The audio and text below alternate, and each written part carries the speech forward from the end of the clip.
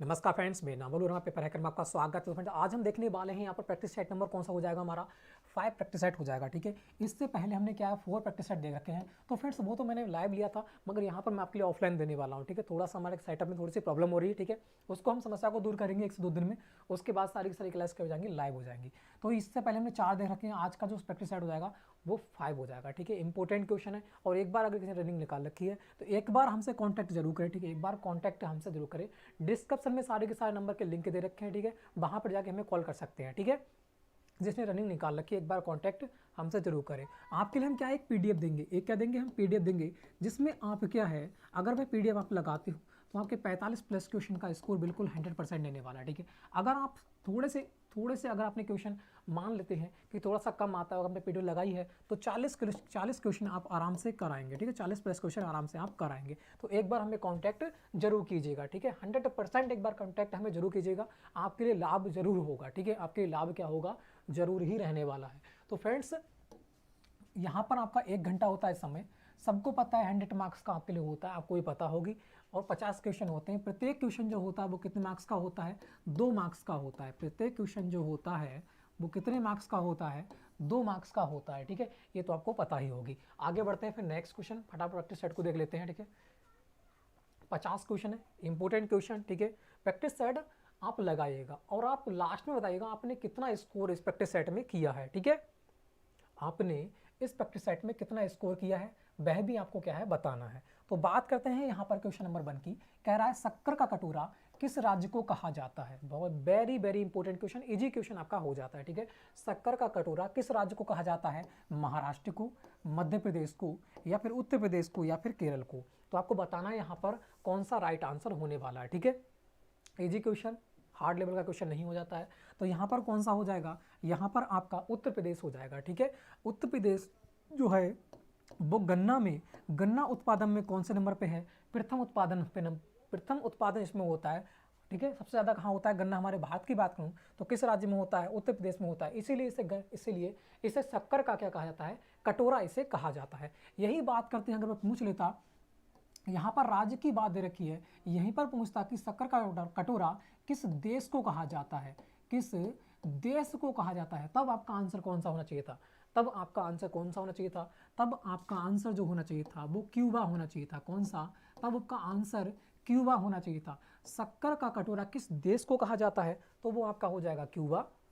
अगर वह पूछता है कि किस राज्य को कहा जाता है तो आपका हो जाएगा उत्तर प्रदेश। ठीक है, तो इस प्रकार से आपका आंसर कौन सा होने वाला है, ऑप्शन नंबर सी होने वाला है, बिल्कुल इजीली। ठीक है, आगे बढ़ते हैं फिर नेक्स्ट क्वेश्चन की ओर।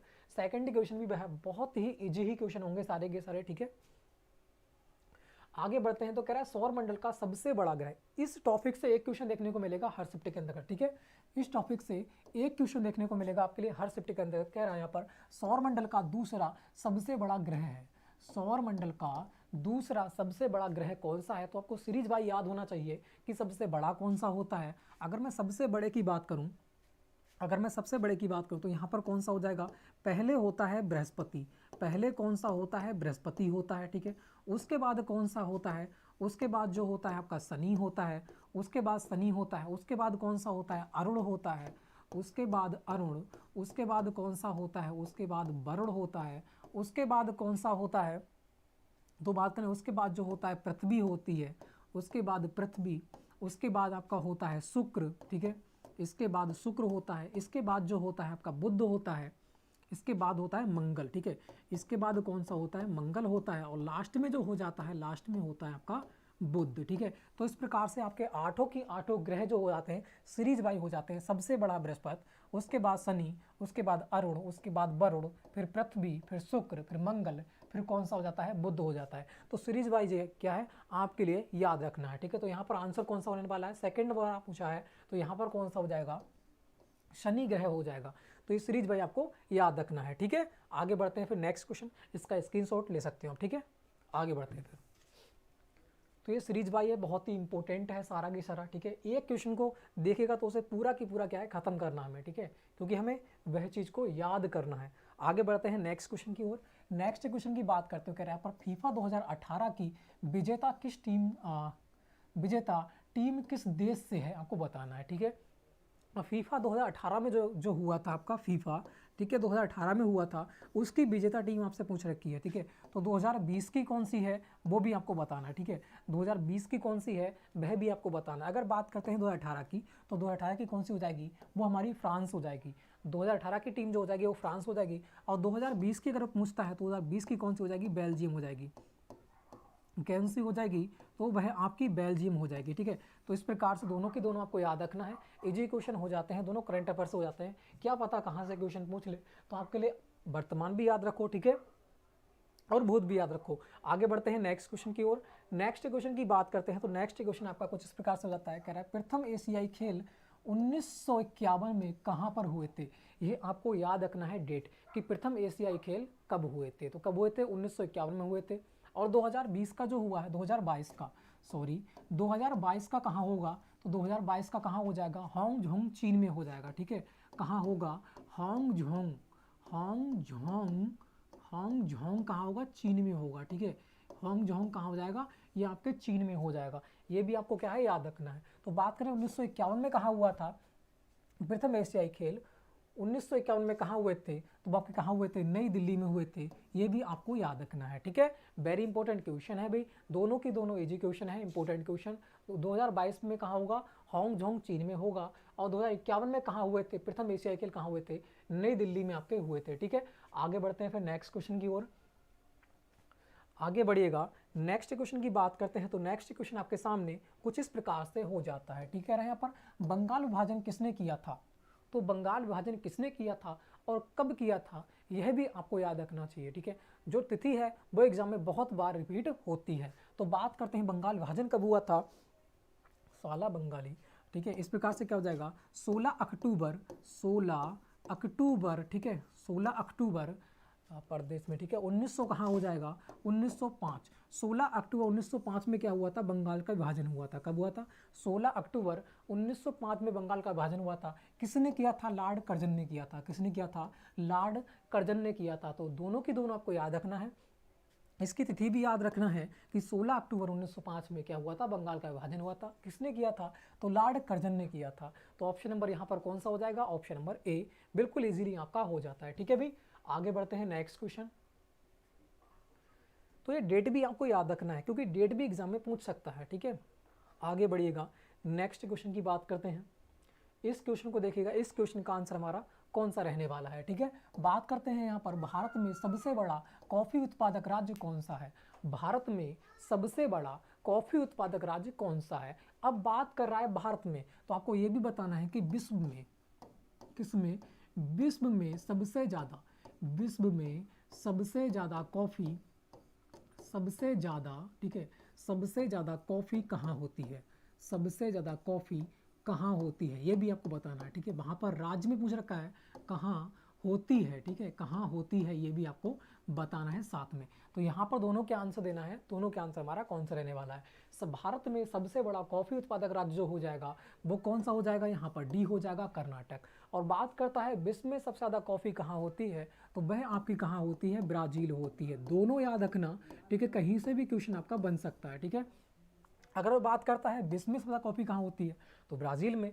अगर बात कर भारत में किस राज्य में ज़्यादा होती है, तो आपको याद रखना है कहाँ होती है, कर्नाटक में होती है, ठीक है। तो कहीं से भी क्वेश्चन बन सकता है, दोनों की दोनों आपको क्या है, याद रखना है, ठीक है। आगे बढ़िएगा, नेक्स्ट क्वेश्चन। नेक्स्ट क्वेश्चन की बात करते हैं। ये भी क्वेश्चन इंपॉर्टेंट और इजी क्वेश्चन आपका हो जाता है, ठीक है। ये भी इंपॉर्टेंट क्वेश्चन और इजी क्वेश्चन आपका हो जाता है, ठीक है। बात करते हैं यहाँ पर भारत का सबसे बड़ा सड़क पुल, भारत का सबसे बड़ा सड़क पुल है जो एक नदी पर है। किस नदी पर है यह नहीं पूछ रखा है, यहाँ पर कह रहा है कौन सा है वो आपको बताना है, ठीक है।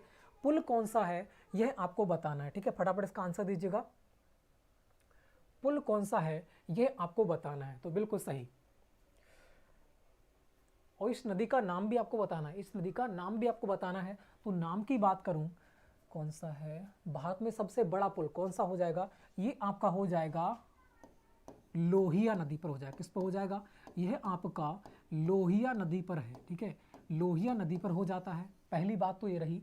ये जो लोहिया नदी है वो किस नदी की सहायक नदी है, तो ये ब्रह्मपुत्र की, किसकी, ब्रह्मपुत्र की, ब्रह्मपुत्र की सहायक नदी है, ठीक है। ये लोहिया नदी है वो किसकी है, ब्रह्मपुत्र की सहायक नदी है। लोहिया नदी पर बनाया गया है, कितना लंबा है, तो ये 9 ठीक है 9.15 किलोमीटर का 9.15 किलोमीटर का आपका ये पुल हो जाता है, इतनी लंबाई है इसकी, लोहिया नदी पर है, ब्रह्मपुत्र के सहायक नदी जो हो जाती है। तो यहाँ पर बताना है वह कौन सा पुल है, तो नेहरू पुल है या फिर इंदिरा गांधी पुल है या फिर महात्मा गांधी सेतु है या फिर भूपेन हजारिया पुल हो जाता है। तो यहाँ पर जो राइट आंसर आपका हो जाएगा वो कौन सा हो जाएगा, भूपेन हजारिया पुल हो जाएगा। ठीक है, भूपेन हजारिया पुल हो जाएगा, जो कहाँ पर है, लोहिया नदी पर बना हुआ है, ब्रह्मपुत्र की सहायक नदी हो जाती है और 9.15 किलोमीटर लंबा आपका हो जाता है। ठीक है, तो बहुत ही इंपॉर्टेंट क्वेश्चन आपका है। ठीक है, और बार बार ये एग्जाम में अब आपके रिपीट होने के लिए चांस है। ठीक है, आगे बढ़ते हैं फिर नेक्स्ट क्वेश्चन की ओर। नेक्स्ट क्वेश्चन को देखिएगा, नेक्स्ट क्वेश्चन की बात करते हैं, तो ये भी इजी क्वेश्चन हो जाता है। ठीक है, आपके लिए और इम्पोर्टेंट क्वेश्चन हो जाता है। यहाँ पर कह रहा है कि भारतीय नौसेना अकादमी किस राज्य में है, ध्यान से इसे पढ़ना। कौन सा कह रहा है, भारतीय नौसेना अकादमी की यहाँ पर बात कर रहा है, वह किस राज्य में आपको बताना है। ठीक है, इजी इंपॉर्टेंट क्वेश्चन भी आपका हो जाता है। तो बात करते हैं केरल में, कर्नाटक में या फिर पश्चिम बंगाल में या फिर महाराष्ट्र में। तो यहाँ पर जो राइट आंसर आपका होगा वो कहाँ हो जाएगा, केरल में हो जाएगा। ठीक है, और नौसेना अध्यक्ष जो वर्तमान में कौन है, वो आपके हो जाएंगे करमबीर सिंह। कौन है, करमबीर सिंह हो जाएंगे। ठीक है, करमबीर सिंह आपके ये हो जाते हैं। ठीक है, और बात करते हैं, ये तो नौसेना के हो गए। ठीक है, ये तो हो गए नौसेना के। यही बात करते हैं थल सेना के कौन हो जाएंगे, तो थल सेना के कौन हो जाएंगे, नरवणे जी हो जाएंगे। ठीक है, नरवणे जी हो जाएंगे थल सेना के। यही बात करते हैं वायुसेना के कौन है। ठीक है, अगर वायुसेना की बात करते हैं, वायुसेना के कौन है, वायुसेना के जो है वो है धनुआ जी है। ठीक है, धनुआ जी हो जाते हैं। ठीक है, अगर यही बात करते हैं हम CDS हमारे कौन है, तो CDS कौन है, ये बिपिन रावत जी हैं। कौन है, बिपिन रावत जी हो जाते हैं। ठीक है, कौन हो जाएंगे, ये आपके बिपिन रावत जी हो जाएंगे। ठीक है, तो तीनों की तीनों याद रखना है। यहाँ से तो एक क्वेश्चन आपको देखने को बिल्कुल 100% मिलेगा। ठीक है, अगर बात करें नौसेना के तो करमबीर सिंह, और थल सेना के बात के नरवणे जी हैं, वायुसेना के कौन, धनुआ जी हो जाएंगे, CDS कौन हो जाएंगे, बिपिन रावत जी हो जाएंगे। तो चारों के चारों को याद रखना है, इंपॉर्टेंट है। ठीक है, और वही बात करता है कि सभी सेना के अध्यक्ष कौन है, तो आपको पता है राष्ट्रपति। ठीक है, रामनाथ कोविंद जी कौन से नंबर के हैं, 14वें नंबर के राष्ट्रपति आपके हो जाते हैं। ठीक है, तो ये भी आपको क्या है, सारा की सारा याद रखना है। आगे बढ़ते हैं, तो यहाँ पर कौन सा हो जाएगा, यहाँ पर आपका केरल हो जाएगा, बिल्कुल इजीली। ठीक है, आगे बढ़िएगा नेक्स्ट क्वेश्चन की ओर। अगर नेक्स्ट क्वेश्चन की बात करता हूं, तो नेक्स्ट क्वेश्चन को देखिएगा, यहाँ पर कह रहा है 5 सितारों वाला राष्ट्र ध्वज डैश देश का है, किस देश का आपको बताना है, 5 सितारों वाला। ठीक है, 5 सितारों वाला पूछ रखा है, इंपॉर्टेंट है। सारे जो आसपास के जो हमारी कंट्री के देश हैं उनके राष्ट्र ध्वज, राष्ट्र चिन्ह, संसद के नाम, ठीक है, कौन कौन सी जो इसकी रेखाएं होती हैं वो अलग करती हैं एक देश को दूसरे देश को। ठीक है, तो ये सारा की सारा आपको क्या है, याद होना चाहिए। तो इसकी एक क्लास लूंगा, बहुत ही इंपॉर्टेंट क्लास हो जाएगी। जो आपके अस्त्र शस्त्र वगैरह होते हैं उनकी भी क्लास लूंगा, जो आपको क्या है पिक्चर के अनुसार सारा के सारा याद करने की कोशिश रहेगी। ठीक है, बात करते हैं यहाँ पर 5 सितारों वाला राष्ट्र ध्वज देश देश का है, तो आपको बताना है। उत्तर कोरिया की बात करते हैं, उत्तर कोरिया की बात करते हैं, तो यहाँ पर क्या है, यहाँ पर एक सितारा है, यहाँ पर क्या है, सितारा मिलेगा देखने के लिए आपको, क्या मिलेगा, सितारा। ठीक है, अरे यार सितारा नहीं, तारा ही कह सकते हैं। ठीक है, तारा ही देखने को मिलेगा यहाँ पर, एक तारा होगा। ठीक है, यही बात करते हैं चीन की, तो चीन के जो है वो 5 सितारे होते हैं, ये बिल्कुल राइट आंसर होगा। ठीक है, इसमें क्या होते हैं, इसमें आपके 5 सितारे देखने को मिलते हैं। ठीक है, क्या मिलते हैं, 5 सितारे देखने को मिलते हैं, ये भी आपको याद रखना है। ठीक है, 5 सितारे देखने को मिलते हैं। यही बात करते हैं जापान, जापान में क्या होता है, जापान में होता है एक गोला। जापान में क्या होता है, उसके झंडे पे गोला होता है, जो किस रंग का होता है, जो आपका लाल रंग का होता है। ठीक है, यही बात करें पाकिस्तान की, पाकिस्तान में क्या होता है, एक चांद होता है, एक चांद होता है, और एक क्या होता है, एक आपका तारा होता है। ठीक है, चांद और तारे देखने को मिलते हैं, चांद और तारा होता है, एक ही होता है। ठीक है, चांद और कौन होता है, तारा होता है, एक चांद और एक तारा हो जाएगा। इस प्रकार से सारे के सारे हो जाते हैं। अगर चीन की पूछेगा तो 5 सितारे होते हैं उसमें झंडे में, और इसकी उत्तर कोरिया की बात करेगा तो एक तारा होता है सिर्फ, और जापान की बात करेगा तो गोला होता है, गोला। गोला जो हो जाएगा वो किस रंग का होगा, लाल कलर का होगा, सफ़ेद झंडा होता है। ठीक है, तो सारे के सारे आपको क्या है, ये भी याद होना चाहिए। ठीक है, जो आसपास के जो हमारी कंट्री हैं उनके बारे में सारा का डिटेल में हमें याद होना चाहिए, क्योंकि कहीं से भी क्वेश्चन बन सकता है। तो इसके बारे में क्लास लूँगा, बहुत ही लेंदी, थोड़ी सी लंबी क्लास हो जाएगी और बहुत ही इंपॉर्टेंट क्लास आपके लिए रहने वाली है, ठीक है। बात करते हैं यहाँ पर वर्ष का छोटा दिन कौन सा होता है। वर्ष का सबसे छोटा दिन कौन सा होता है, तो वो आपका होता है, वैसे तो 21 दिसंबर होता है। अगर आप कहीं भी सर्च करोगे तो 21 दिसंबर आएगा वहाँ पर, ठीक है, 21 दिसंबर आएगा। मगर यहाँ पर थोड़ा सा गलती दे रखा था, वो मैंने भी देखा, फिर मैंने सर्च किया तो वहाँ पर 21 दिसंबर ही था, ठीक है, मगर यहाँ पर गलती से 22 दिसंबर हो जाता है, ठीक है। तो यहाँ पर ऐसे क्या करना है कि 22 दिसंबर यहाँ पर बिल्कुल आपका राइट हो जाएगा, ठीक है। अगर सर्च करोगे तो 21 दिसंबर आपका निकल के आएगा, ठीक है। तो यहाँ पर कौन सा जाएगा, 22 दिसंबर हो जाएगा। अगर वही बात करता है, ये छोटा वाला होगा, छोटा दिन, सबसे छोटा दिन। अगर बात करता है कि सबसे बड़ा दिन कौन सा होता है, सबसे बड़ा दिन कौन सा होता है, अगर यही भी पूछ लेता है तो कौन सा होता है, 21 जून होता है, ठीक है। कौन सा होता है, 21 जून आपका होता है, जिसमें हम योगा डे के रूप में मनाते हैं। कौन सा, योगा डे के रूप में आपका मनाया जाता है। तो ये भी आपको क्या है, याद रखना है, ठीक है। इंपोर्टेंट इजी क्वेश्चन आपका हो जाता है, आराम से निकाल सकते हो। यहाँ पर 21 जून लगा देना, यहाँ पर लास्ट कर देना 21 दिसंबर लगा देना, ठीक है।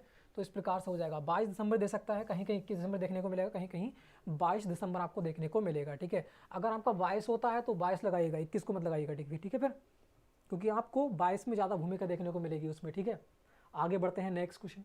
इस क्वेश्चन को देखिएगा, इस क्वेश्चन का आंसर आपका कौन सा रहने वाला है, निम्नलिखित में से कौन सा एक लीप वर्ष या फिर अधिवर्ष भी इसे कहते हैं। क्या कहते हैं, इसे हम अधिवर्ष भी कहा जाता है, ध्यान रखना ऐसे, ठीक है। अधिवर्ष भी कहते हैं, लीप वर्ष को अधिवर्ष भी कहा जाता है, देखने को ये भी मिल सकता है। तो वो कह रहा है निम्न में से कौन सा एक लीप वर्ष या फिर अधिवर्ष है, तो आपको बताना है।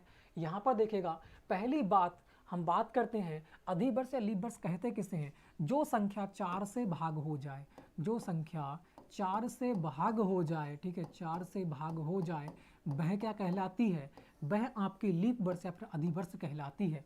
या फिर शताब्दी वर्ष दे रखी होगी तो वह किससे भाग होगी, तो वह 400 से भाग होना चाहिए, ठीक है, 400 से भाग होना चाहिए, सीधी बात तो ये रही, ठीक है।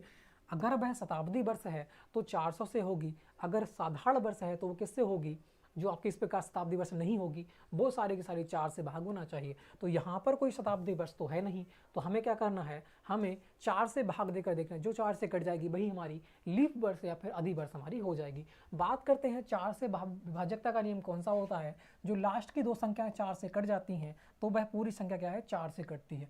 तो इसकी बात करूँ 4 से कट जाएगी, बिल्कुल नहीं कटेगी, 4 दूनी 8, 2 नहीं कटेगा। इसकी बात करेंगे, ये भी 4 से नहीं कटेगा। इसकी बात करते हैं, ये भी 4 से नहीं कटेगा। तो एक ही संख्या 4 दूनी 8 से कटेगी, तो यहाँ पर ऑप्शन नंबर सी हो जाएगा। बिल्कुल इजीली आंसर था, आराम से निकाल सकते थे, ठीक है। 4 से संख्या के भाजकता का नियम, ये सारे के सारे मैं क्या है, एक लेंदी क्लासेस लूँगा, जो मास्टर क्लास होंगी मैथ वाली, ठीक है, उसमें सारा घर आपको पढ़ाऊंगा, जिसमें रेलवे ग्रुप डी की वहाँ पर तैयारी हो जाएगी पूरी की पूरी। हर टॉपिक से मैं आपके कम से कम 150-200 क्वेश्चन लेने वाला हूँ, एक भी टाइप नहीं छोड़ूंगा इस बार, ठीक है, सारे के सारे कंप्लीट कराऊंगा मैं आपके लिए। बात करते हैं आयकर कौन लगाता है, जो आयकर वगैरह टैक्स वगैरह कौन लगाता है, तो सबको पता है केंद्र सरकार लगाती है, आपको पता ही है। जीएसटी वगैरह लगाई किसने लगाई, केंद्र सरकार नहीं लगाई, ठीक है, राज्य सरकार थोड़ी लगाती है। टैक्स वगैरह होती है, ये इनकम टैक्स कौन लगाता है, केंद्र सरकार लगाती है, ठीक है। इंपॉर्टेंट था, इजी भी क्वेश्चन ये हमारा हो जाता है। इस क्वेश्चन को देखिएगा, फिर नोबेल पुरस्कार से आपका क्वेश्चन हो जाता है। कल या परसों की क्लास में मैंने बताया था सारा की सारा इंपॉर्टेंट, कि नोबेल पुरस्कार कहाँ कहाँ से पहुँचता है, सारे बताए थे मैंने, ठीक है। डेट बताई थी, डेट पूछ रखी है कि मदर टेरेसा को नोबेल पुरस्कार किस कब मिला था, आपको बताना है, ठीक है, सीधी बात। कब मिला था, पहली बात मदर टेरेसा को मिला किसमें था, मदर टेरेसा को शांति के क्षेत्र में मिला था, किसके, शांति के क्षेत्र में मिला था, किस मिला था, शांति के क्षेत्र में मिला था। कब मिला था, मैं आपसे पूछ रखा है, बताइएगा यहाँ पर कौन सा हो जाएगा, ये हो जाएगा, ये या फिर ये हो जाएगा। तो यहाँ पर कौन सा राइट आंसर आपका होने वाला है, ठीक है। यहाँ अगर बात करता हूँ, पहला दे रखा है, दूसरा, तीसरा, चौथा, कौन सा होगा, बिल्कुल बताएगा। अगर टैगोर की बात करते हैं, रविन्द्रनाथ टैगोर को मिला था गीतांजलि के लिए, है ना, टैगोर जी को मिला था गीतांजलि को मिला था 1913 मिला था। कब मिला था, 1913 मिला था। और 1901 में क्या हुए थे, 1901 में यह पहली बार दिए गए थे। कब, इसकी स्थापना कब हुई थी, नोबेल पुरस्कार की स्थापना हुई थी 1901 में, ठीक है। पहली बार दिया कब गया था, ये रविन्द्रनाथ टैगोर को दिया गया था, भारतीय को रविन्द्रनाथ टैगोर को 1913 में दिया गया था। किसके लिए दिया गया था, गीतांजलि के लिए दिया गया था, है ना, किसके लिए दिया गया था, गीतांजलि, ठीक है, गीतांजलि के लिए दिया गया था। और रमन जी को दिया गया था भौतिक के क्षेत्र में, ठीक है, रमन जी को दिया गया था भौतिक के क्षेत्र में, कब दिया गया था, 1930 में दिया गया था, भौतिकी के क्षेत्र में 1930 में दिया गया था। और ये किस दिन दिया जाता है ये भी याद रखना, ये 10 दिसंबर, कब दिया जाता है, 10 दिसंबर को यह दिया जाता है, जब कमाते हैं मानव अधिकार दिवस मनाया जाता है, 10 दिसंबर को ये नोबेल पुरस्कार दिए जाते हैं, ठीक है। और बात करें यहाँ पर कौन सा राइट हो जाएगा, मदर टेरेसा को नोबेल पुरस्कार कब मिला था, तो मैंने उस बार भी बताया था आपको कब मिला था, 1900 आपके हो जाएंगे 79 में मिला था, ठीक है। वेरी इंपॉर्टेंट क्वेश्चन है, इजी क्वेश्चन मिला था, शांति के क्षेत्र में मिला था, ठीक है। टैगोर जी को मिला था गीतांजलि के लिए 1913 में। बात करें रमन जी को मिला था भौतिकी के क्षेत्र में, कब मिला था, ये 1930 में आपको मिला था रमन प्रवाह के क्षेत्र में, ठीक है। तो आगे बढ़ते हैं फिर नेक्स्ट क्वेश्चन, इजी क्वेश्चन था, पहले भी इसके बारे में डिटेल में बताया था, बस यही पूछता है घुमा फिरा कर, ठीक है। आगे बढ़ते हैं, और अर्थशास्त्र की बात करें अमर्त्य सेन को मिला था, यह भी क्वेश्चन बार बार पूछा गया क्वेश्चन हो जाता है, ठीक है। अगले देखिएगा नेक्स्ट क्वेश्चन की बात करते हैं।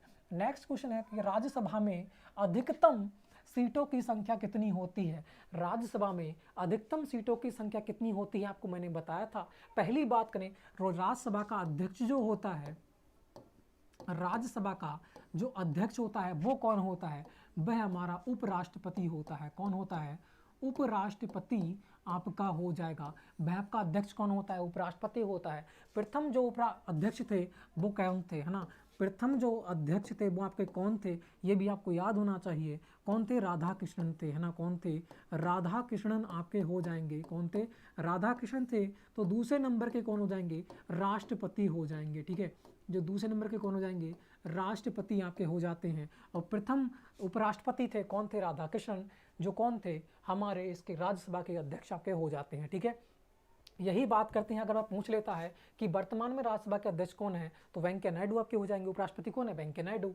तो यहाँ पर कौन हो जाएगा, राज्यसभा की जो अधिकतम सीटें हो जाएंगी वो कितनी हो जाएंगी, वो आपकी 250 हो जाएगी। ये बिल्कुल इंपॉर्टेंट और राइट क्वेश्चन हो जाता। कल भी बताया था मैंने, इसकी जो वर्ष होती है, इसका जो कार्यकाल होता है वो 6 वर्ष का होता है, ठीक है। जो कितने वर्ष का होता है, 6 वर्ष का होता है। ये हो जाएगा आपका श्री, ठीक है। 1/3 सदस्य जो होते हैं, 1/3 सदस्य होते हैं, वो प्रत्येक 2 वर्ष के अंतर्गत आपके क्या होते हैं, ये चुने जाते हैं, ठीक है। प्रत्येक 2 वर्ष के अंतर्गत इनकी क्या है, सेवानिवृत्ति होती रहती है। तो इसलिए ये क्या है, ये कभी भंग नहीं होती, ठीक है। ये कभी जो है वो भंग नहीं होती, ठीक है। इसे कभी भंग नहीं किया जा सकता। तो फिर आगे बढ़ते हैं, यहाँ पर बात करें वर्तमान में राज्यसभा के जो अध्यक्ष हैं, सीटों की संख्या जो है, ठीक है, वो कितनी है, अधिकतम हो सकती है 250, मगर वर्तमान की बात करेंगे तो कितने लोग हैं इस समय, 245 ही सदस्य हैं, ठीक है। 245 ही सदस्य है। और जो राज्यसभा होती है वो कैसा होता है, कौन सा सदन होता है, वो उच्च सदन होता है। कैसा होता है, वो उच्च सदन आपका होता है, ठीक है। ये भी आपको याद रखना है। और जो लोकसभा होती है, जो लोकसभा होती है वो कैसा होता है, वो आपका निम्न सदन होता है। कैसा होता है, निम्न सदन होता है। अगर मैं बात करूं लोकसभा के अधिकतम सीटों की संख्या कितनी होती है, तो अधिकतम सीटों की संख्या जो होती है वो 500 कितनी होती है, यहाँ पर बात करें तो वो आपकी होती है 550 होती है। कितनी होती है, वो आपकी 550 होती है। वर्तमान की बात करूँ, वर्तमान में जो लोकसभा में सीटें हैं वो कितनी हैं, सदस्य कितने हैं, तो बात करूँ वो आपके हो जाएंगे 545 सदस्य हैं वर्तमान में, ठीक है। वर्तमान में पूछता है तो 545, और इससे अधिकतम पूछेगा तो कितने हो जाते हैं, 550 आते हैं। यहाँ पर 250, मगर वर्तमान में कितने हैं, 245 आपके हो जाते हैं, ठीक है। तो सारा के सारा डिटेल बता दिया है, इंपॉर्टेंट है, इसे याद रखना, ठीक है।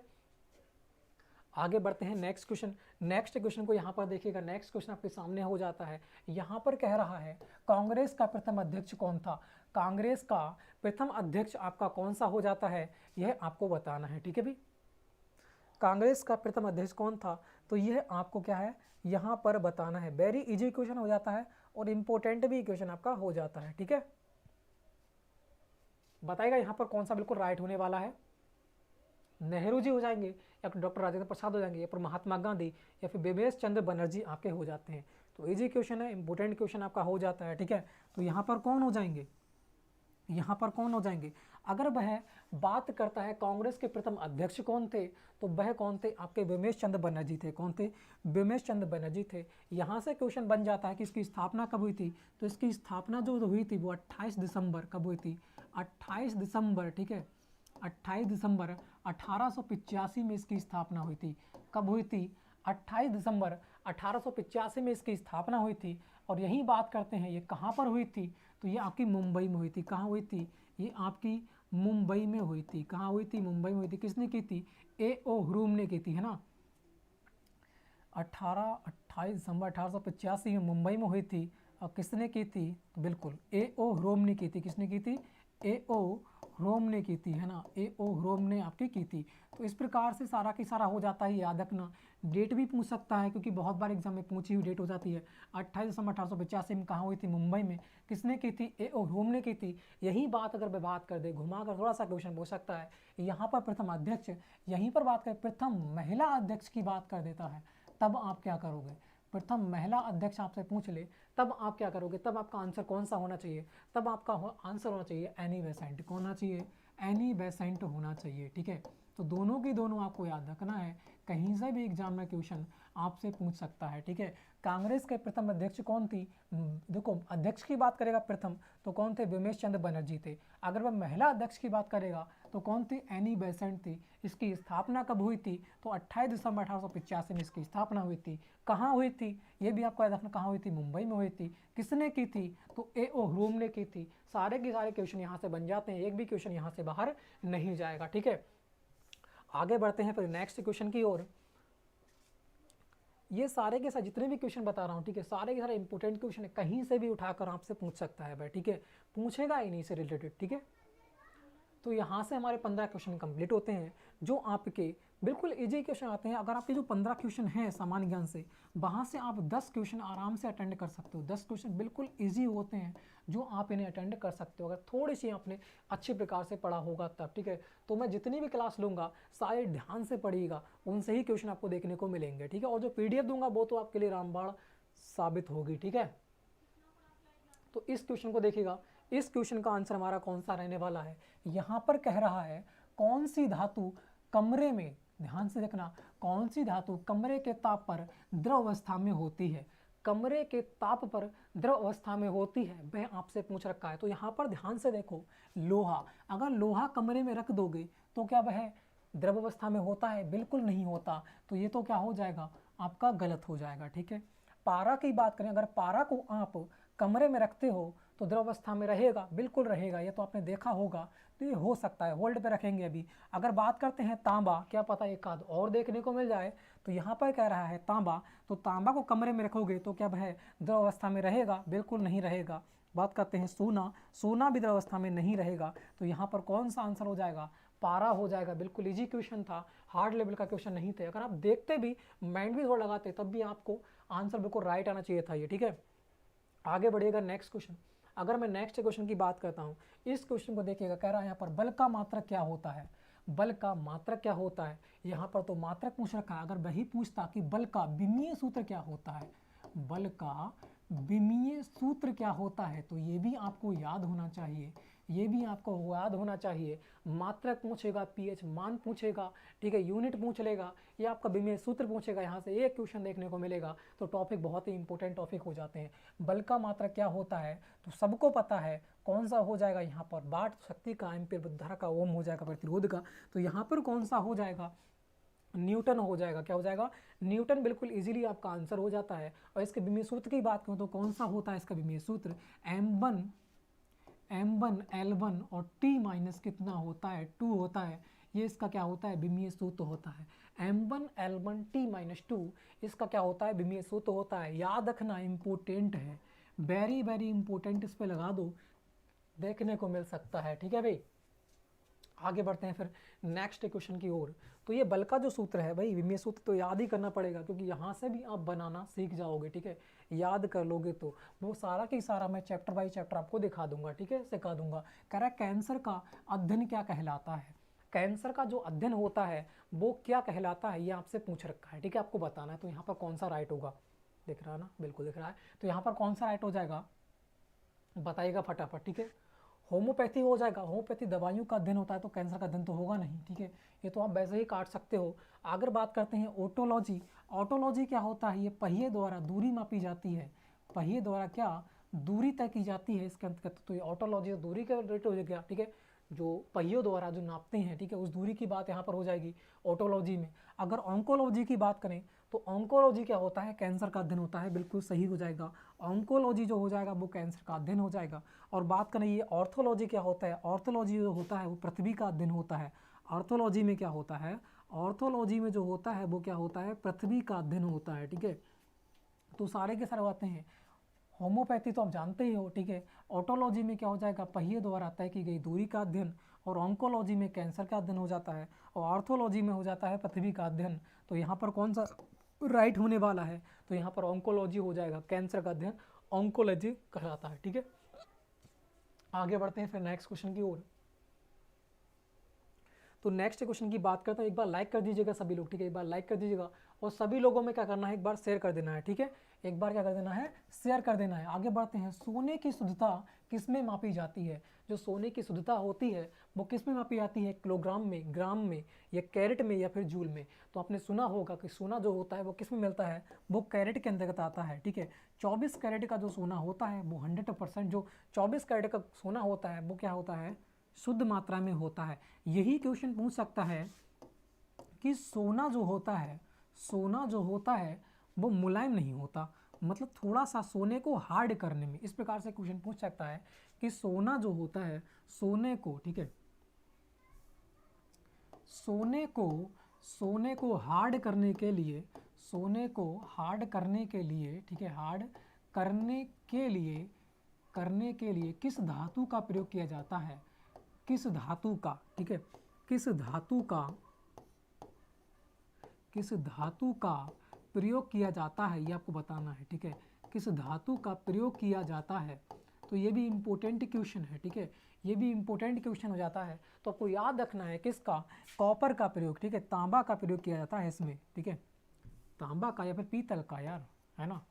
इसमें किसका प्रयोग किया जाता है, सोने को टाइट करने के लिए पीतल का प्रयोग किया जाता है भाई, किसका, पीतल का प्रयोग किया जाता है, ठीक है। आगे बढ़ते हैं फिर नेक्स्ट क्वेश्चन की ओर, क्योंकि तांबा जो हो जाएगा भाई, तांबा तो टीन का बना होता है, तो यहाँ पर किसका, पीतल का प्रयोग किया जाता है। आगे बढ़ते हैं, ये कैरेट में मिलता है, आपको सबको पता होगी, ठीक है। आगे बढ़ते हैं नेक्स्ट क्वेश्चन। इस क्वेश्चन को देखिएगा, ये भी क्वेश्चन आपका क्या है, इंपॉर्टेंट और इजी क्वेश्चन हो जाता है। कह रहा सूर्य में कौन सी गैस सबसे अधिक मात्रा में होती है, सूर्य में कौन सी गैस सबसे अधिक मात्रा में होती है, आपसे पूछ रखा है। तो यहाँ पर कौन सा हो जाएगा, हाइड्रोजन, हीलियम, लिथियम, या फिर नाइट्रोजन। तो यहाँ पर बताना है कौन सा राइट हो जाएगा। तो आपको पता होगी तो कि सूरज में कौन कौन से होती हैं, एक तो हाइड्रोजन होता है और एक कौन सा होता है, हीलियम होता है। एक हाइड्रोजन होता है, एक हीलियम होता है, दो चीज़ें होती हैं, सूर्य बना होता है हाइड्रोजन हीलियम से। अब मात्रा की बात करें, सबसे अधिक कौन सा होता है इनमें, ये यहाँ पर पूछ रखा है। तो हाइड्रोजन की बात करूँगा, हाइड्रोजन जो होता है वो 71% होता है, हाइड्रोजन जो होता है वो 71% होता है। हीलियम जो होता है वो कौन सा होता है, 26.5% जो होता है वो हीलियम होता है, 26.5% हीलियम होता है। और बाकी जो रह गए आपके 2.5 जो रह जाते हैं परसेंटेज, वो अन्य होते हैं। वो क्या होते हैं, अन्य होते हैं। इन चीज़ों से मिलकर जो बनता है, 100%, वो हमारा कौन बनता है, सूर्य बनता है। वो हमारा कौन बनता है, सूर्य बनता है। तो आपको बताना है, क्या पूछ रखा है, सूर्य में कौन सी गैस सबसे अधिक मात्रा में होती है। तो 70% क्या होती है, हमारी हाइड्रोजन होती है। तो यहाँ पर कौन सा राइट हो जाएगा, यहाँ पर हमारा हाइड्रोजन बिल्कुल इजीली राइट हमारा हो जाता है, ठीक है। तो आगे बढ़ते हैं फिर नेक्स्ट क्वेश्चन, इंपॉर्टेंट है, इसके परसेंटेज भी याद रखना क्योंकि एग्जाम में पूछ सकता है, ठीक है। इसका स्क्रीनशॉट आप ले सकते हो। आगे बढ़ते हैं फिर नेक्स्ट क्वेश्चन की ओर, ठीक है। आगे बढ़ते हैं फिर नेक्स्ट क्वेश्चन की ओर, हटाते हैं इसे, ठीक है। आगे बढ़िएगा नेक्स्ट क्वेश्चन की ओर। अगर नेक्स्ट क्वेश्चन की मैं बात करता हूँ तो इस क्वेश्चन को देखिएगा, इस क्वेश्चन का आंसर कौन सा होगा। कह रहा है यहाँ पर लिथियम होना चाहिए था, ठीक है, लिथियम होगा यहाँ पर। लिथियम का परमाणु क्रमांक कितना होता है, लिथियम का जो परमाणु क्रमांक होता है, आवर्त सारणी आपने देखी होगी तो परमाणु क्रमांक वैसे ही दे रखे होते हैं। तो कौन से नंबर पे होता है, ये 3rd नंबर पे होता है। तो इसका परमाणु क्रमांक भी कौन से नंबर पे होगा, 3rd नंबर पे होगा। आवर्त सारणी आपको याद होना चाहिए, ठीक है, आवर्त सारणी जो होती है वो आपको याद होना चाहिए, क्योंकि वहाँ से क्वेश्चन आपके केमिस्ट्री में देखने को भाई मिलेंगे, ठीक है, वहाँ से देखने को बिल्कुल मिलेंगे। तो आवर्त सारणी जब पढ़ाऊंगा तो सारा के सारा याद करा दूंगा ट्रिक के अनुसार, ठीक है। यहाँ पर रेफ्रिजरेटर में प्रयुक्त होने वाली गैस है, रेफ्रिजरेटर में प्रयुक्त होने वाली गैस कौन सी आपको बताना, नियोन, फ्रीओन, या फिर आपका हो जाएगा कार्बन, या फिर नेफ्रॉन। तो कार्बन तो बिल्कुल हटा ही दीजिएगा, कार्बन तो हो नहीं सकती है ना। आगे बढ़ते हैं, देखो नेफ्रॉन या फिर फ्रीऑन या फिर नियॉन, तो यहाँ पर कौन सा राइट होगा?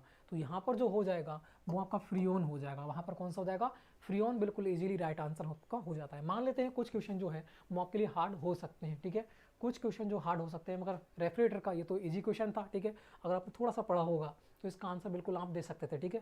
तो ये तो इंपॉर्टेंट क्वेश्चन है भाई, ये तो क्वेश्चन देखने को आपको मिलेंगे ही, ठीक है।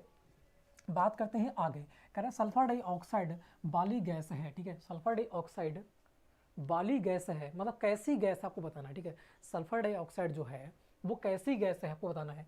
तीव्र गंधयुक्त गैस है या फिर गंधहीन गैस है या फिर रंगहीन है या फिर लाभदायक गैस आपकी हो जाएगी। तो यहाँ पर कौन सा हो जाता है? जो सल्फर डाइऑक्साइड होती है वो तीव्र गंध निकलती है, तो वह कैसी होती है? तीव्र गंधयुक्त गैस आपकी हो जाती है। तीव्र गंधयुक्त गैस जो आती है वो आपकी हो जाती है। इंपॉर्टेंट क्वेश्चन है भाई, ठीक है, इंपॉर्टेंट क्वेश्चन है, याद रखना। सल्फर डाइऑक्साइड जो गैस होती है उसमें तीव्र गंध आती है, ठीक है। आगे बढ़ते हैं, इस क्वेश्चन को देखिएगा, ये क्वेश्चन इजी क्वेश्चन आपका हो जाता है।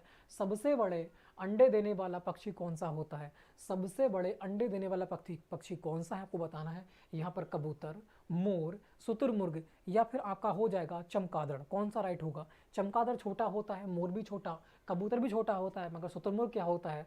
बहुत ही बड़ा होता है, इसमें 2.5 से 3 किलो का क्या होता है? इसका अंडा होता है, ठीक है।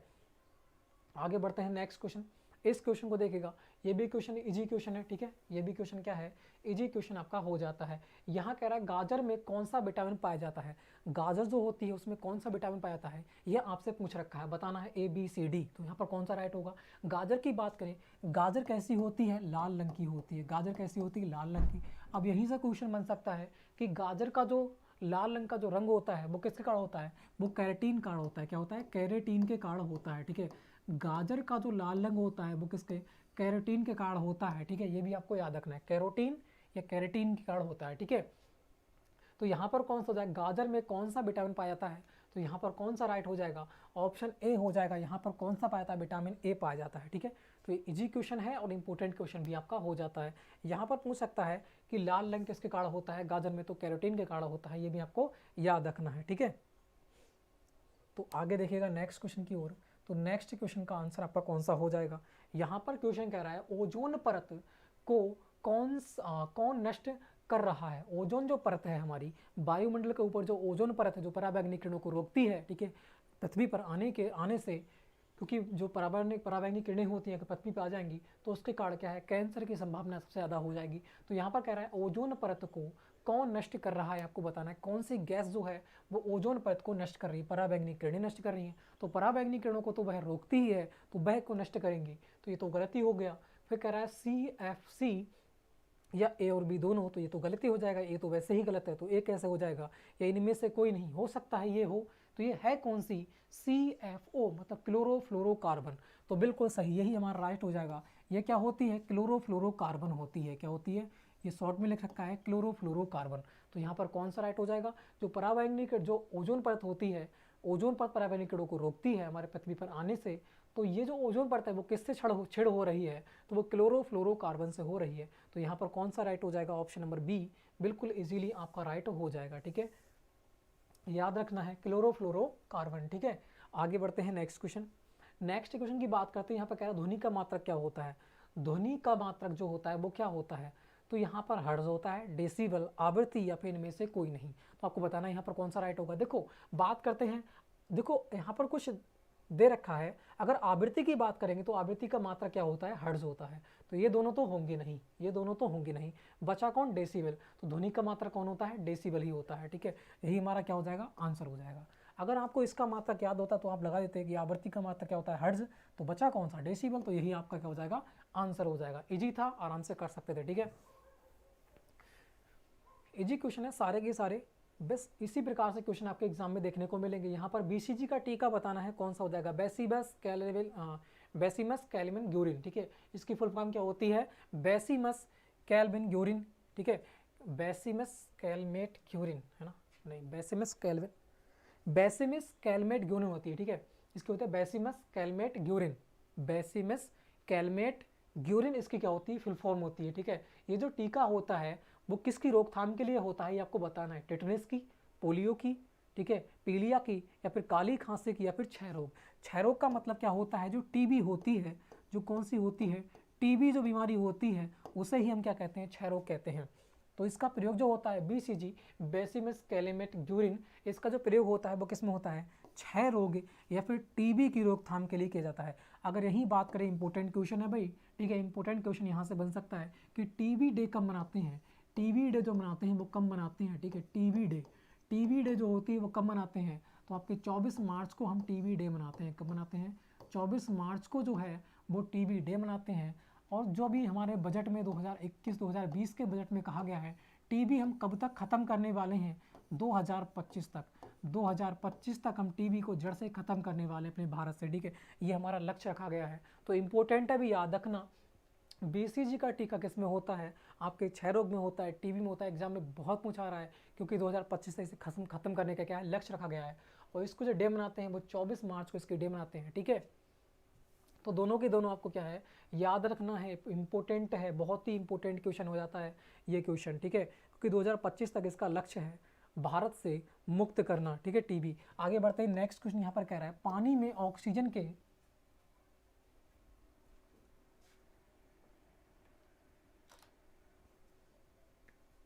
ठीक है, तो यहाँ पर कौन सा हो जाएगा, यहाँ पर हो जाएगा, ध्यान से देखिएगा, कह रहा है पानी में ऑक्सीजन के साथ कौन सा तत्व होता है, ठीक है, पानी में ऑक्सीजन के साथ कौन सा तत्व होता है ये आपको बताना है।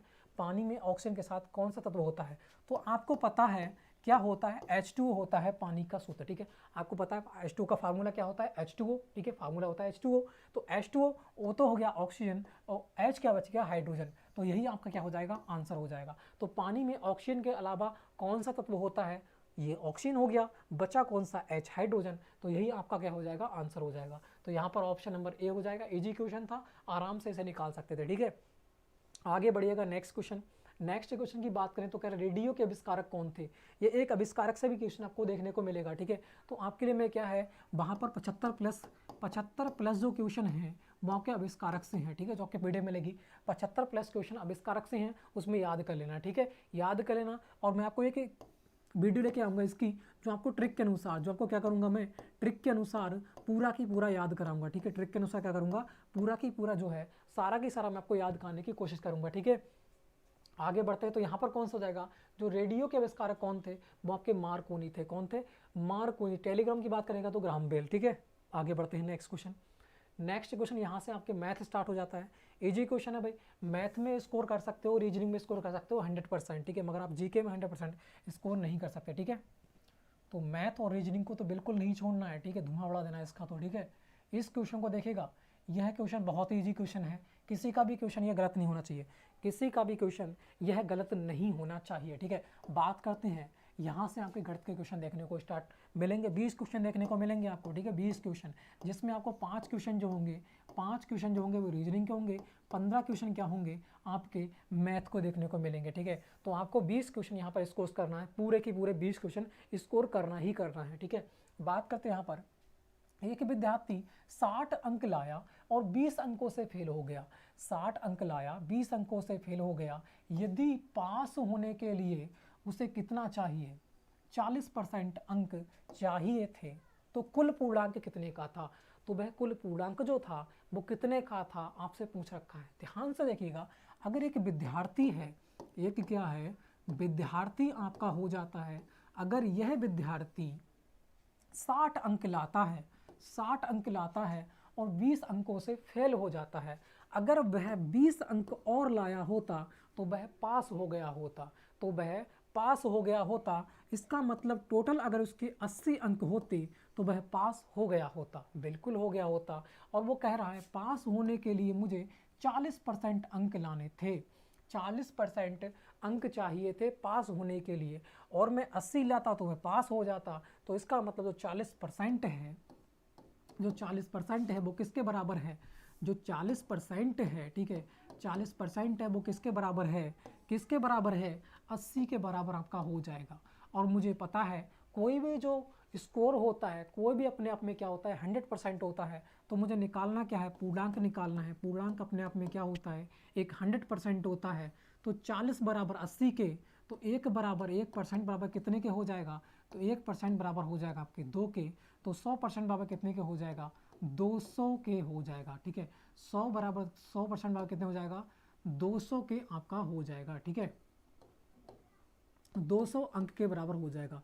तो इसका मतलब मेरा जो पूर्णांक था, इसका मतलब जो मेरा पूर्णांक था वो कितने का था, 200 नंबर का था। कितने का था, 200 नंबर का था। यही मुझसे पूछ रखा है कि वह पूर्णांक कितने का था, तो बिल्कुल आप इजीली लगा सकते थे कितने का था, 200 अंक का मेरा पूर्णांक हो जाता है, ठीक है। इजी क्वेश्चन था, हार्ड लेवल का क्वेश्चन बिल्कुल नहीं था। वो कह रहा था कि एक विद्यार्थी 60 अंक लाता है, 20 से फेल हो जाता है, तो इसका मतलब 80 अंक वह लाता तो पास हो जाता, और पास करने के लिए कितने 40% अंक उसे चाहिए थे, ठीक है। तो 40% बराबर 80 के, तो 1 बराबर 2 के, तो 100 बराबर कितने के, 200 के आपके आंसर आ जाएगा ऑप्शन नंबर सी, ठीक है। तो इस प्रकार से आराम से इसे निकाल सकते थे, ठीक है।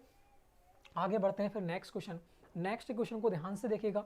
नेक्स्ट क्वेश्चन भी सारे के सारे इजी क्वेश्चन आपके एग्जाम में देखने को मिलेंगे, ठीक है। मैथ और रीजनिंग से, रीजनिंग के भी 5 क्वेश्चन देखने को मिलेंगे जो बहुत इजी क्वेश्चन आपके हो जाते हैं। यहाँ पर देखिएगा ये क्वेश्चन 25 व 26 के वर्गों के बीच कुल कितनी संख्याएं आएंगी। मैंने आपसे बताया था कि आपको 30 तक क्या करना है, स्क्वायर याद कर लेना है, और 20 तक के आपको क्यों याद करना है। तो यही आपको याद अगर कर लोगे तो आपके एग्जाम में भी बहुत ही भूमिका अच्छी निभाएंगे, ठीक है। तो इन्हें याद कर लीजिएगा, इन्हें याद कर लीजिएगा। तो मैं कह रहा हूँ 25 व 26 के वर्गों के बीच की बात कर रहा है, बीच में।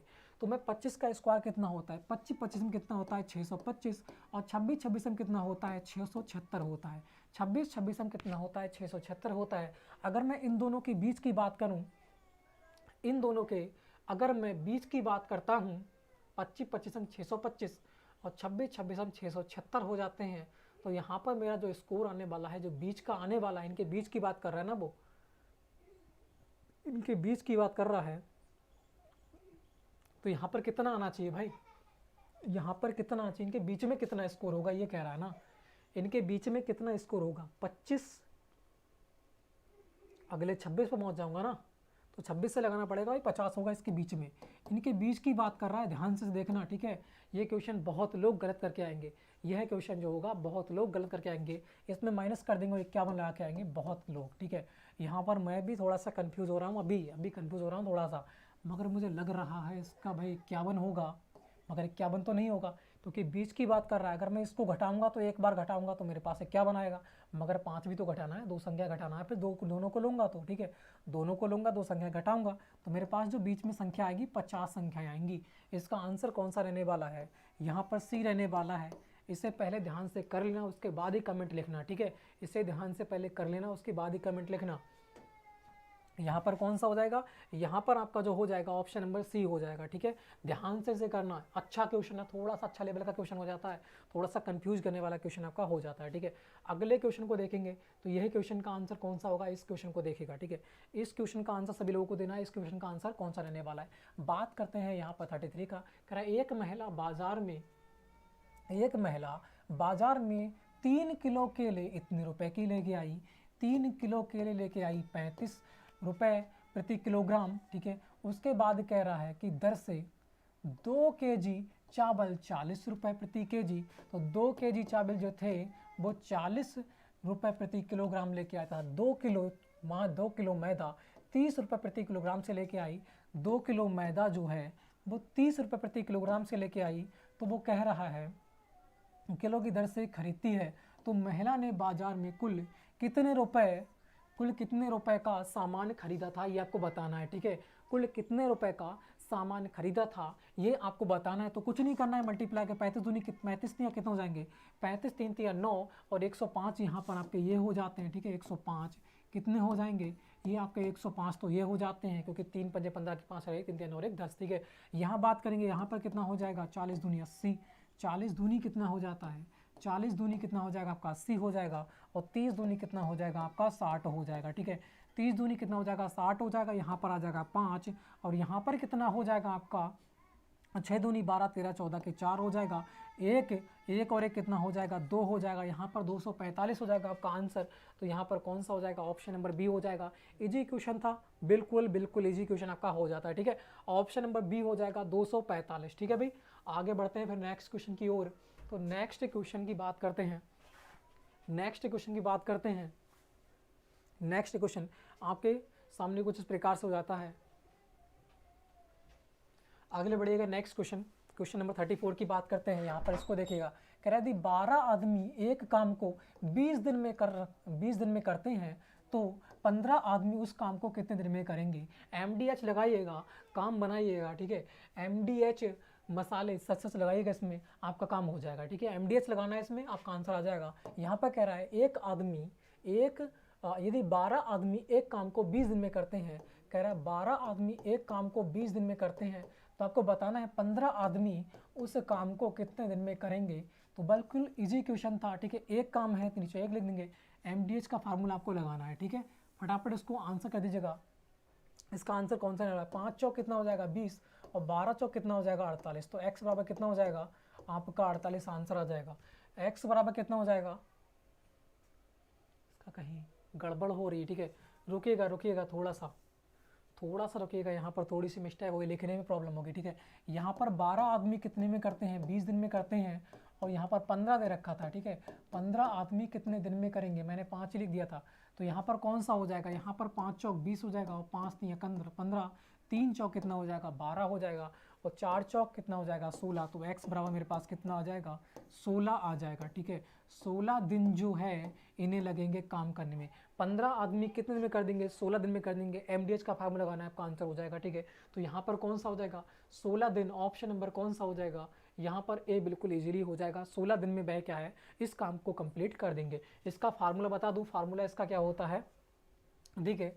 तो देखो MDH बटे क्या होता है आपका वर्क, ठीक है, और बराबर में कर सकते हैं MDH नीचे क्या होगा आपका वर्क हो जाएगा, ठीक है। वर्क 1 वर्क 2, ये 1 1 1 2 2 2, ठीक है। इस प्रकार से ये आपका फार्मूला होता है, ठीक है। ये क्या होता है फार्मूला होता है मैन, ये सारे के साथ हो जाते हैं। बाकी वर्क जो होता है कितना वर्क किया वह नीचे लिखना है, बाकी जो होगा बाकी से ऊपर लिखना है, ठीक है। वही मैंने क्या था 12 आदमी ऊपर लिख दिया मैंने, एक काम है तो एक नीचे लिखूंगा। चलो देखो 12 आदमी जो हैं एक काम को नीचे लिख दिया मैंने, कितने में करते हैं 20 दिन में करते हैं, तो 20 दिन ये डेज है, ठीक है। हॉर्स होता है घंटा, तो घंटा भी लिख देता अगर मैं, ठीक है। तो यहाँ पर मैंने 20 दिन लिख दिए।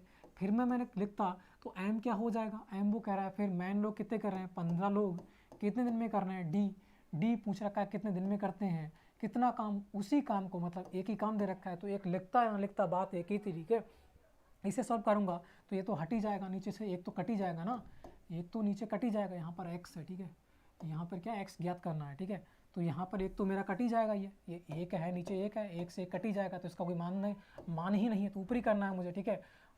5 3 15 हो जाएगा, 5 चौक 20, 3 चौक कितना हो जाएगा 12, 4 चौक कितना हो जाएगा 16, ठीक है। मगर क्या है जब हमें ये फार्मूला याद है एक बार हम ट्रिक हम खुद बना सकते हैं, माइंड से ट्रिक बनती है, ठीक है। मुझे कुछ नहीं करना था, फार्मूला लिखने की जरूरत नहीं थी, यहीं काट सकता था, यहाँ पर मैं काटता 5 3 15 हो जाते, 5 चौक 20, यहाँ पर 3 चौक काटता 12 पे, ठीक है। तो 4 चौक 16, यहाँ पर इस प्रकार से मेरा आंसर वहीं पर आ जाता, मुझे लिखने की जरूरत नहीं थी। मगर आपको समझाना है तो आपको लिखना पड़ेगा, ठीक है। समझाना है तो मुझे तो भाई लिखना पड़ेगा, ठीक है। आपको एग्जाम में ये सब कुछ नहीं लिखना है, MDH वगैरह लिखना नहीं वहाँ पर, ठीक है। वहाँ पे डायरेक्ट करना है क्वेश्चन के ही ऊपर करना है साथ में, ठीक है। माइंड को ज़्यादा से ज़्यादा क्या है इस्तेमाल करना है, ठीक है। आगे बढ़ते हैं नेक्स्ट क्वेश्चन। इस क्वेश्चन को देखेगा, यह भी क्वेश्चन आपका इजी क्वेश्चन हो जाता है, यह भी क्वेश्चन क्या है आपका इजी क्वेश्चन हो जाता है। इस क्वेश्चन को देखे कर रहे हैं यहाँ पर किसी घन का पृष्ठीय क्षेत्रफल इतना है तो उसका आयतन क्या होगा। किसी घन का पृष्ठीय क्षेत्रफल कितना है, इतना दे रखा है 1014, इसका कह रखा है कि इसका आयतन क्या होगा। घन का पृष्ठीय क्षेत्र मैंने कल बताया था आपको, इसका सूत्र क्या होता है 6 गुणे भुजा स्क्वायर होता है। क्या होता है 6 गुणे भुजा स्क्वायर, इसका क्या हो जाता है सूत्र हो जाता है। और इसके आयतन की बात करूंगा, आयतन मतलब क्या होता है, आयतन का सूत्र क्या होता है, घन का आयतन होता है भुजा की क्या होती है, भुजा की क्या होती है, भुजा की यहाँ पे हो जाती है क्यू, ठीक है, भुजा की क्यू। बस यही आंसर आपका हो जाएगा। आपको क्या है इसमें रख देना है क्षेत्रफल पृष्ठीय क्षेत्रफल का सूत्र कौन सा 6 गुणे भुजा स्क्वायर, इसमें रख दीजिएगा आपका आंसर हो जाएगा। तो मैं रख देता हूँ फटाफट, ठीक है। मुझे क्या है 6 गुणे भुजा स्क्वायर रखना है क्योंकि दे रखा है पृष्ठीय क्षेत्रफल कितना है 1014 बराबर किसके दे रखा है इसके, है ना 6 गुणा भुजा स्क्वायर के, 6 गुणे भुजा स्क्वायर, ठीक है। 6 गुणे भुजा स्क्वायर पृष्ठीय क्षेत्रफल दे रखा है, सूत्र कितना होता है 6 गुणा भुजा स्क्वायर, मैं लगा दिया। 6 कहाँ जाएगा नीचे आ जाएगा, ये 6 यहाँ से कहाँ आ जाएगा यहाँ आ जाएगा, भुजा मेरी ज्ञात हो जाएगी। 6 से काटूंगा तो कितनी बार जाएगा बताएगा यहाँ पर, 6 दूनी कितना हो जाएगा 12, 6 दूनी कितना 6 एकन कितना होगा, है ना कितना है ये 1014। 6 कन कितना हो जाएगा 6, 6 कन 6 हो जाएगा, बचेगा 4 हो गया 41, 6 छंग 36, 6 सत्ते 42, 6 छंग कितना हो जाएगा मेरे पास, 6 छंग हो जाएगा 36, 6 छंग कितना हो जाएगा 36, बचेगा कितना, बचेगा कितना 36 और 4 5, बचेंगे कितने 54, 54 6 नेम कितने हो जाएंगे 6 नेम 54, तो कितना बचेगा ये जब मैं इसे काटूंगा, ठीक है 1014 काटूंगा तो मेरे पास कितना आएगा, ये 100 कितना आ जाएगा 169 आने वाला है। तो भुजा स्क्वायर दे रखी है ना, तो भुजा स्क्वायर बराबर कितना आ गया, भुजा स्क्वायर बराबर कितना आ गया मेरे पास 169। 169 किसका क्यों, किसका स्क्वायर होता है ये, अगर मैं भुजा निकालूंगा, सिर्फ भुजा निकालूंगा यहाँ पर, ठीक है सिर्फ भुजा निकालूंगा, स्क्वायर हटाऊंगा तो स्क्वायर कहाँ जाएगी, यहाँ पर आ जाएगी। जब इसे हटाऊंगा तो मेरे पास कितना आ जाएगा 13 का स्क्वायर होता है। तो भुजा मेरे पास कितनी निकल के आ गई 13 निकल के आ गई, ठीक है भुजा मेरे पास 13 निकल के आ जाती है। तो आयतन पूछ रखा है, भुजा की क्यू हो जाएगी 13 का क्यू कितना होता है, 13 का क्यू कितना होता है, 13 का क्यू कितना होता है 13 ये क्या नहीं है ना, 13 ये क्या नहीं है। तो यहाँ पर क्या हो जाएगा, ये ट्रिक होती है, ठीक है 13 एक नहीं है, तो यहाँ पर क्या हो जाएगा 2193 हो जाएगा। यहाँ पर देखिएगा 2197 होगा, 3 3 3 27, ठीक है 2197 होगा, सॉरी 21 क्या हो जाएगा 2197 आपका हो जाएगा यहाँ पर आंसर 2197 2197, यही आपका क्या हो जाएगा राइट आंसर हो जाएगा। 13 का क्यों कितना होता है 2197 आपका हो जाएगा। तो इस प्रकार से आपका आंसर कौन सा होने वाला है, आंसर ऑप्शन नंबर ए यहाँ पर बिल्कुल इजीली आंसर हो जाएगा। ठीक है अभी आगे बढ़ते हैं फिर नेक्स्ट क्वेश्चन। तो नेक्स्ट क्वेश्चन भी बिल्कुल इजी क्वेश्चन है, ये ज़्यादा हार्ड लेवल क्वेश्चन नहीं था। अगर आपको ये सब कुछ याद होता तो आप कैसे करते, माइंड में इसे कर देते।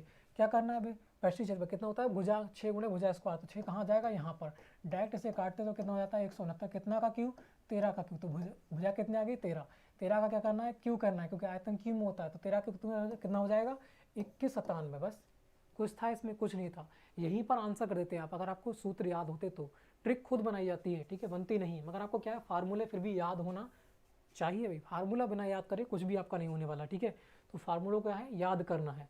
आगे बढ़ते हैं नेक्स्ट क्वेश्चन। इस क्वेश्चन को देख के यहाँ पर कह रहा है एक वृत्त की त्रिज्या r है तो वृत्त का क्षेत्रफल कितना होगा। एक वृत्त की त्रिज्या क्या रखी है r, उसका क्षेत्रफल क्या होगा आपको बताना है। तो डायरेक्ट क्या है फार्मूला ही पूछ रखा है, इसका फार्मूला क्या होता है। अगर मैं क्षेत्रफल की बात करूँ, वृत्त का क्षेत्रफल की बात करूँ, ठीक है वृत्त का क्षेत्रफल कितना होता है तो सबको पता है पाई आर स्क्वायर होता है, कितना होता है पाई आर स्क्वायर। फार्मूला की बात करूँ, यही पूछ रखा है वृत्त का क्षेत्रफल क्या होता है, तो पाई आर स्क्वायर होता है। क्या होता है पाई आर स्क्वायर। अगर वह परिधि पूछ लेता, अगर वह परिधि पूछ लेता तो आप क्या करते, परिधि क्या हो जाता 2 पाई आर हो जाती, परिधि क्या हो जाती 2 पाई आर हो जाती। दोनों की दोनों याद कर लेना, ठीक है दोनों के दोनों याद कर लेना, यहीं से क्वेश्चन बनते हैं। ठीक है आगे बढ़ते हैं फिर, आगे बढ़ते हैं। वृत्त किस वृत्त से पूछेगा तो यहीं से पूछेगा और कुछ नहीं पूछता, यहीं से बनते हैं क्वेश्चन। ठीक है इन्हीं को घुमा फिरा कर क्वेश्चन आपके पूछे आते हैं। आगे बढ़ते हैं फिर नेक्स्ट क्वेश्चन। नेक्स्ट क्वेश्चन को देखिएगा, ये भी क्वेश्चन आपका इजी और इंपॉर्टेंट क्वेश्चन हो जाता है। कह रहा है एक कमरे की लंबाई 7 सेंटीमीटर, चौड़ाई 4 सेंटीमीटर, यदि प्लास्टर का खर्च कितना है 21.4 रुपये है, तो वो कह रहा है 21.4 प्रति वर्ग मीटर है, तो पूरे फर्श पर प्लास्टर का खर्च कितना होगा। प्लास्टर जो है उसका खर्च कितना होगा, फर्श की बात कर रहा है, सिर्फ फर्श की बात कर रहा है, कुछ नहीं कर रहा है। मतलब एक इस प्रकार से दे रखा है आयत। फर्श क्या होता है, कमरा जो है पूरा कमरा है, नीचे की बात कर रहा है सिर्फ नीचे की, तो नीचे की कैसा होगा इसी प्रकार से तो होगा। तो एक आयत की ही बात कर रहा है, यहाँ पर कुछ नहीं कर रहा है, आयत की बात कर घुमा फिरा कर दे रखा है थोड़ा सा, क्योंकि यहाँ पर कमरे की बात कर रहा है। लोग क्या करेंगे, अरे कमरा दे रखा है मैं कैसे करूँगा, तो कमरे का सूत्र याद नहीं है ना, कुछ लोग को ये होता है। तो आयत का सूत्र तो याद है, कुछ नहीं करना। यहाँ पर दे रखा है ध्यान से देखो प्लास्टर का, है ना देखो यहाँ पर फर्श कहाँ होता है, ना इस दीवार पे होगा, ना इस दीवार पे, ना ऊपर होगा कहाँ, फर्श कहाँ होता है नीचे होता है। तो सिर्फ इस आकार में ही फर्श होगा, मतलब एक आयत दे रखा होता है बस। इसकी लंबाई जो है 7 है, चौड़ाई कितनी है 4 है, तो आयत का जो आयतन होता है वो कितना होता है लंबाई गुणे चौड़ाई, तो 7 गुणे क्या कर दूंगा 4, और जब इसे गुणा करूंगा तो आयतन निकल आएगा। खर्च कितने का है प्रत्येक आयतन 21 पॉइंट कितने का है 21.4 का है।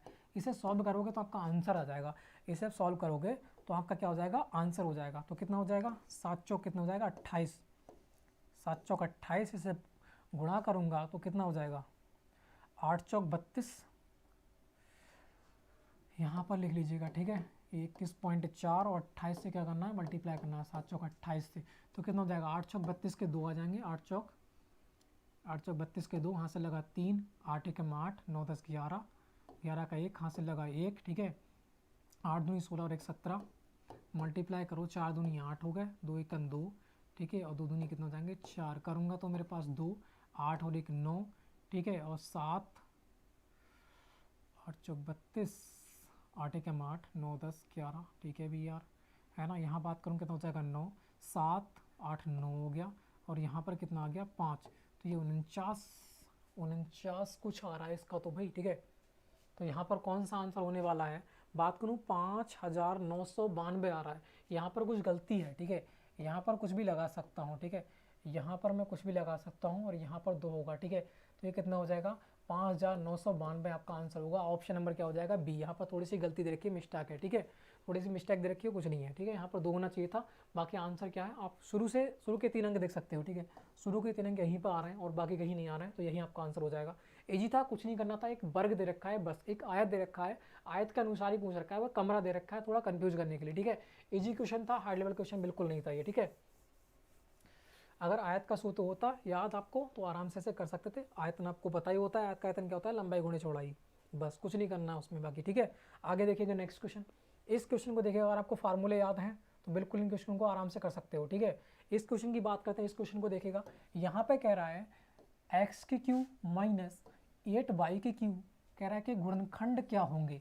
तो आपने एक फार्मूला सुना होगा, फार्मूला क्या होता है, ए की क्यू माइनस बी की क्यू, ए की क्यू माइनस बी की क्यू, फार्मूला क्या होता है आपको याद होना चाहिए, सारे के सारे फार्मूले क्या हैं याद होना चाहिए। तो इसका होता है क्या, ए माइनस बी ब्रैकेट में क्या हो जाएगा ए स्क्वायर, ठीक है, ए स्क्वायर प्लस क्या होगा 2ab और प्लस क्या हो जाएगा बी स्क्वायर। तो ये क्या होता है, इसका फार्मूला होता है, ये क्या होता है, इसका फार्मूला होता है। बस इसमें खोलना है आपको, यही दे रखा है, बस वो कुछ नहीं दे रखा है। यहाँ पर मैं ए मान लूँ तो ए की क्यू हो जाएगी, ये क्या रखिए बी की क्यू, मगर इसको करूँगा जब तो ये 2 को करूँगा ना, ये 2 की क्यू तो हो जाएगी, तभी तो बनेगा पूरा की पूरा, तभी तो बनेगा। तो इसको मुझे खोलना है, किस में खोलना है, इसको मुझे किस में खोलना है, इसको मुझे इसमें खोलना है, बस। तो यहाँ पर x की क्यू, x के मतलब a भी देखना है पहले, तो मतलब x और 2y देखना है।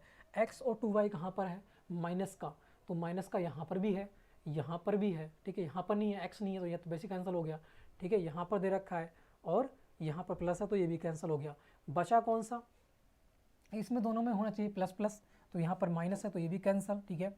यहाँ पर भी कैंसिल हो जाएगा, ये 2 को माइनस दे रखा है, ये भी कैंसिल, तो बचा कौन सा, एक ही बच जाता है, यही हमारा आंसर हो जाएगा, ठीक है। इजी था, अगर फार्मूला याद हो आराम से कर सकते हैं, ठीक है। आगे बढ़ेगा नेक्स्ट क्वेश्चन, क्योंकि 8 जो है जब इसे क्यू में चेंज करेंगे ना, क्यू में चेंज करेंगे, 2 का क्यू हो जाएगा 8, ठीक है। तब ये क्यू बनेगा, जब दोनों को आप सेटिफाई करोगे तभी इसका आंसर हो जाएगा, ठीक है। आगे बढ़ते हैं नेक्स्ट क्वेश्चन। नेक्स्ट क्वेश्चन को देखिएगा, नेक्स्ट क्वेश्चन भी आपका इजी क्वेश्चन हो जाता है। यहाँ पर क्या दे रखा है भाई, अरे इसके ऑप्शन कहाँ है, फिर ऑप्शन तो बहुत छोटा कर दिया फिर तो उन्होंने, है ना, कोई बात नहीं, इस प्रकार से कर देते हैं, ठीक है। इस प्रकार से कर देते हैं ऑप्शन, ठीक है।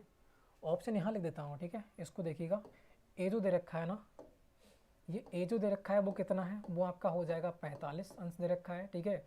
बात करूँ यहाँ पर बी जो है वो कितना है, वो आपका 55, वो आपका कितना हो जाएगा 55 अंश हो जाएगा। और जो सी है वो आपका कितना है, वो आपका 165 अंश है। और जो आपका डी है, ठीक है, जो आपका डी हो जाता है वो कितना है 35 अंश है। तो अब इसे देख लेते हैं फटाफट, ठीक है। अब इसे देख लेते हैं, इस क्वेश्चन को देखिएगा फटाफट, इस क्वेश्चन का आंसर अब कौन सा हो जाएगा, ठीक है। अब बताइएगा इस क्वेश्चन का आंसर कौन सा रहने वाला है। आपके सामने ऑप्शन भी होंगे, ठीक है, आपके सामने ऑप्शन भी होंगे। इस क्वेश्चन का आंसर दीजिएगा, ऑप्शन में आपके सामने है, फटाफट बताइएगा इसका आंसर कौन सा रहने वाला है, ठीक है। ऐसा करो, इस प्रकार कर देते हैं, ठीक है। बात करते हैं समकोण त्रिभुज का एक कोण 35 अंश है, तो इसका तीसरा कोण कौन सा होगा आपको बताना है। इसका जो तीसरा कोण है वह आपको बताना है कौन सा रहने वाला है। समकोण त्रिभुज, समकोण त्रिभुज क्या होता है, इस प्रकार से एक समकोण त्रिभुज होता है जिसका एक अंश तो होता है 90 अंश का कोण होता है। एक कोण जो होता है 90 अंश का, एक कोण उसने दे रखा है 35 का, ये 35 का हो जाएगा, ठीक है। 35 अंश का कोण दे रखा है, पूछ रखा है ये जो कोण है वो कितने का होगा। ये जो कोण है वो कितने का रहने वाला है। आपको पता है त्रिभुज का टोटल कोणों का योग होता है वो कितना होता है, 180 अंश का होता है। एक दे रखा है उसने 90 और एक दे रखा है उसने कितने का, वो दे रखा है 35 का, ये दे रखा है 35 का, ठीक है।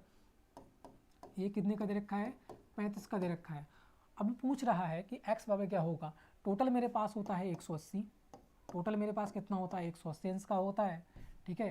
टोटल होता है मेरे पास 180 का, x बार पूछ रखा है तो कौन सा आंसर मेरा यहाँ पर रहने वाला है आपको बताना है, ठीक है। देखो यहाँ पर अगर बात करूँ 90 35 मेरे पास कितना हो जाएगा 125, तो 180 अंश बराबर मेरे पास कितना हो जाएगा 125, ठीक है। 125 अंश प्लस कितना हो जाएगा x। जब ये इधर आएगा 125 इधर जाएगा तो माइनस का हो जाएगा, तो x बराबर मेरे पास कितना हो जाएगा 180 अंश माइनस कितना हो जाएगा 125। तो मेरे पास कितना आने वाला है, तो x बराबर जो आ जाएगा यहाँ पर मेरा कितना हो जाएगा 45 अंश आ जाएगा। सॉरी 45 क्यों होगा ना, 80 है, 25 55 हो जाएगा। यहाँ पर कितना हो जाएगा मेरे पास, यहाँ पर जो मेरा हो जाएगा, ठीक है, यहाँ पर जो मेरा हो जाएगा वो हो जाएगा आपका 55 अंश आपका हो जाएगा, ठीक है। तो यहाँ पर x बराबर जो आने वाला है वो कितना आने वाला है, x बराबर 55 अंश आपका आने वाला है, ठीक है। तो यही आपका क्या हो जाएगा, आंसर हो जाएगा 55 अंश। ऑप्शन नंबर बी जो है बिल्कुल इजीली आपका आंसर हो जाएगा, ठीक है। तो इजी क्वेश्चन था बिल्कुल। आगे बढ़ते हैं नेक्स्ट क्वेश्चन। जो कोणों का योग होता है त्रिभुज के वो सारा कितना होता है 180 का होता है। अगर चतुर्भुज की बात करें तो कितना होता है 360 का आपका होता है, ठीक है। इन तीनों कोणों का योग जो होता है वो 180 का होता है और बाकी यहाँ पे से ज्ञात कर सकते हैं, ठीक है। अगर चतुर्भुज की बात करेंगे वो कितने का होता है, तो वो आपका होता है कितने का 360 का होता है। दो कोणों का योग आमने सामने का 80 का होता है, ठीक है। आगे बढ़ते हैं नेक्स्ट क्वेश्चन। नेक्स्ट क्वेश्चन की बात करते हैं, यहाँ पर दे रखा है दिए गए पद के गुणनखंड ज्ञात करें। दिया गया जो पद है उसका गुणनखंड ज्ञात करना है, बताना है यहाँ पर कौन सा राइट होगा। तो यहाँ पर भी कुछ नहीं दे रखा है, ठीक है। यहाँ पर कह रखा है ए स्क्वायर माइनस बी स्क्वायर को आपको खोलना है, इसका कौन सा होगा फार्मूला। अगर फार्मूला याद है तो इसे भी कर सकते हैं। तो इसका क्या होता है a प्लस बी होता है और कौन सा होता है a माइनस बी होता है, ये इसका क्या होता है फार्मूला होता है। इसमें पुट कर दोगे आपका आंसर आ जाएगा। इसको जब स्क्वायर करूँगा तो 4 चौक 16, तो 4a स्क्वायर यहाँ पर आ जाएगा, ठीक है। इसकी बात करूँगा 3 3 9, 3b स्क्वायर यहाँ पर हो जाएगा, ठीक है। अब इसे खोलेंगे तो कितना हो जाएगा 4a स्क्वायर, मतलब बिल्कुल 4a स्क्वायर। इसको खोलेंगे तो किस में जाएंगे हम a plus B A minus B में जाएंगे। तो a प्लस बी मतलब 4a 3b, 4a और 3b, एक बार प्लस का एक बार माइनस का। तो यही क्या हो जाएगा हमारा आंसर हो जाएगा, ठीक है। इस फार्मूले में खोलना था और कुछ नहीं करना था इसमें, ठीक है। आगे बढ़ते हैं नेक्स्ट क्वेश्चन की ओर। सारे के सारे क्वेश्चन इजी दे रखे हैं, फार्मूले याद होना चाहिए, ठीक है। आगे बढ़ेगा, इस क्वेश्चन को देखेगा यहाँ पर कौन सा राइट हो कर रहा है। एक वृत्त की परिधि कितनी रखी है, ये दे रखी है 88 मीटर हो तो उसकी त्रिज्या क्या होगी। इजी क्वेश्चन है ये भी। देखो परिधि क्या होती है, वृत्त की परिधि अभी आपको बताई थी। परिधि बराबर वृत्त की कितनी होती है, वृत्त की जो परिधि होती है वो कितनी होती है आपको बताना है। वृत्त की परिधि जो होती है वो कितनी होती है 2πr होती है। परिधि दे रखी है 88, तो मैंने परिधि की जगह 88 लिख दिया और 2πr मेरा यूं ही हो जाएगा, ठीक है। तो पाई का मतलब क्या होता है 22/7 होता है, ठीक है। तो यहाँ पर बात कर सकता हूँ, यहाँ पर कितना हो जाएगा, यहाँ पर 88 हो जाएगा बराबर 2 मल्टीपाई का मान रख देते हैं 22/7 और मल्टीप्लाई क्या हो जाएगा r, ठीक है। इससे काटेंगे तो किस पे जाएगा, ये 4 पे जाएगा, ठीक है। 4 पे जाएगा, 2 से काटूंगा 2 दूनी 4 पे जाएगा और 7 से मल्टीप्लाई हो जाएगी 7 दूनी 14। तो मेरे पास r बराबर जो आने वाला है वो कितना हो जाएगा 14। r बराबर जो आने वाला है वो कितना हो जाएगा 14। जो हमारी त्रिज्या कितनी आ जाएगी, त्रिज्या हमारे पास 14 आ जाएगी। तो यहाँ पर आंसर कौन सा हो जाएगा, ऑप्शन नंबर सी हो जाएगा, ठीक है। आंसर कौन सा हो जाएगा, ऑप्शन नंबर 3 यहाँ पर बिल्कुल इजीली हो जाएगा। कुछ नहीं करना था, परिधि में यहाँ पर पुट कर दीजिएगा सूत्र में, आपका आंसर आ जाएगा, ठीक है। आगे बढ़ते हैं नेक्स्ट क्वेश्चन। यहाँ पर त्रिज्या पूछ रखी थी, ठीक है। आगे बढ़िएगा नेक्स्ट क्वेश्चन। नेक्स्ट क्वेश्चन की बात करते हैं तो ये भी क्वेश्चन बहुत ईजी क्वेश्चन है, यही फार्मूला दे रखा है, कुछ नहीं है, ठीक है। इस क्वेश्चन की बात करते हैं, कह रहे हैं यहाँ पर यदि किसी गोले की त्रिज्या r है, यदि किसी गोले की त्रिज्या r है तो उसका पृष्ठीय क्षेत्रफल कितना होगा, ठीक है। उसका पृष्ठीय क्षेत्रफल कितना होगा ये आपको पूछ रखा है। तो यहाँ पर आंसर कौन सा हो जाएगा, पहले बात गोले का आयतन कितना होता है, गोले का आयतन जो होता है वो कितना होता है 4/3 पाई r की क्या होता है क्यू होता है, 4/3 पाई r की क्यू होता है। अगर यहीं पर बात कर ले पृष्ठीय क्षेत्रफल की, तो पृष्ठीय क्षेत्रफल का सूत्र कितना होता है आपको ये भी याद होना चाहिए। पृष्ठीय क्षेत्रफल का जो सूत्र होता है वो भी आपको याद होना चाहिए। 4 कहाँ रख लेना है, इधर लिख लेना है, और पाई r और स्क्वायर कर देना है। क्यों नहीं करना है, स्क्वायर करना है, ऊपर वाला लिख के पूरा इसे छोड़ देना है, बाकी लिख लेना है, ठीक है। और इसे क्या कर देना है, स्क्वायर कर देना, आपका आंसर हो जाएगा। तो यहाँ पर क्या हो जाएगा, 4πr स्क्वायर हो जाएगा, यही आपका क्या हो जाएगा, आंसर हो जाएगा। यही क्या हो जाएगा, आपका आंसर हो जाएगा, ठीक है। इसे बंद कर दूंगा, यही क्या हो जाएगा, आपका आंसर हो जाएगा, ठीक है। आगे बढ़ते हैं नेक्स्ट क्वेश्चन। नेक्स्ट क्वेश्चन को देखिएगा, इस क्वेश्चन का आंसर हमारा कौन सा रहने वाला है, ठीक है। नेक्स्ट क्वेश्चन की बात करते हैं, तो यह क्वेश्चन हमारा कह रहा है साधारण ब्याज का है, बिल्कुल इजी क्वेश्चन है, ठीक है, आराम से कर सकते हैं इसे। तो इस क्वेश्चन को देखिएगा, यहाँ पर कह रहा है यदि मूलधन 450 रुपये हो, दर दे रखा है आपका 12% और समय दे रखा है 3 वर्ष, तो साधारण ब्याज आपसे पूछ रखा है कि साधारण ब्याज आपका क्या रहने वाला है। इजी क्वेश्चन है। साधारण ब्याज भाई फार्मूला कौन सा होता है, फार्मूला होता है मूलधन गुणे दर गुणे समय बटे कितना होता है आपका 100 होता है, ठीक है। बाकी जो हो जाएगा आपका ब्याज हो जाएगा यहाँ पर, ठीक है, ब्याज निकल के आता है। तो ये आपने फार्मूला सुना होगा, बस इसी फार्मूले पुट करना, आपका आंसर हो जाएगा। इसी फार्मूले से ट्रिक बन जाती है शॉर्ट, ठीक है। बात करते हैं मूलधन कितना दे रखा है, 450 रुपये दे रखा है, ठीक है। और बात करते हैं दर कितनी है 12%, समय कितना है 3 वर्ष, बटे में 100 कर दीजिएगा। और ब्याज हमें निकालना है, साधारण ब्याज कितना होगा, ब्याज प्राप्त हो जाएगा। 0 से 0 काटूंगा, बिल्कुल सही, ठीक है। 5 से काटूंगा, 5 नहीं 45, 5 नहीं 10, 2 से काटूंगा, 2 छंग 12, तो कितना हो जाएगा, यहाँ पर देखेंगे 6 बार छेतियाँ कितना हो जाएगा 18, और 18 नेमा कितना हो जाएगा, छेतियाँ 18, ठीक है। यहाँ पर बात के 0 0 कट गया, ठीक है। 5 नहीं 45 और 5 नहीं 10, 2 छंग 12, 3 हो जाएगा, ठीक है। तो यहाँ पर 9, ठीक है। तो यहाँ पर कितना हो जाएगा, यहाँ पर हो जाएगा तुम्हारा 6 छेतियाँ 18 हो जाएगा। 18 मल्टीप्लाई 9 की करना, 18 नेम कितने होते हैं, 18 नेमा कितने होते हैं 162, ठीक है। 18 नेमा कितने हो जाएंगे 162 हो जाएंगे, ठीक है। 162, 18 नेमा 162, यही क्या हो जाएगा, आपका आंसर हो जाएगा। ऑप्शन नंबर क्या हो जाएगा, बी हो जाएगा, 18 नेमा 162, ठीक है। ऑप्शन नंबर क्या हो जाएगा, बी, बिल्कुल इजीली आपका आंसर आ जाएगा। कुछ नहीं करना है, इसमें पुट करना है, ठीक है। काटेंगे तो कितना बचेगा, 18 मल्टीप्लाई 9, लास्ट में बचेगा, इसको मल्टीप्लाई कर देना, आपका आंसर हो जाएगा। आगे बढ़ते हैं फिर नेक्स्ट क्वेश्चन की ओर। इसे साधारण भी कर सकते थे, अगर आपको ये फार्मूला याद है तो इतना कुछ करने की ज़रूरत नहीं है, ठीक है। यहीं पर कर सकते थे, यहीं पर निकाल सकते थे, यहाँ पर कुछ नहीं करना था। साधारण ब्याज में जो होता है हमेशा क्या होता है, जो हमारा ब्याज लगता है वो प्रत्येक बार समान लगता है, तो इन दोनों की क्या करना है, मल्टीप्लाई करना है। तो 12 3 कितना हो जाएगा, 12 के 12 24 12 36 हो जाएगा। तो कुछ नहीं करना है, ये जो 45 दे रखा है 450, इसका 36% निकालना है। क्या निकालना है, इसका 36% निकालना है, आपका आंसर हो जाएगा वही, ठीक है। इसको जब काटेंगे तो 0 0 कट जाएगा, कटेगा वही, 98 में कितना हो जाएगा 162 यहाँ पर निकल के आएगा, ठीक है। ऐसे भी कर सकते डायरेक्ट, तो बस आपको फार्मूला याद होना चाहिए, ठीक, कुछ भी कर सकते हो, इस क्वेश्चन को सॉरी बना सकते हो, ठीक है। आगे बढ़ते हैं नेक्स्ट क्वेश्चन। नेक्स्ट क्वेश्चन को देखिएगा, यहाँ पर नेक्स्ट क्वेश्चन का आंसर क्या होगा, आ रहा है देखना।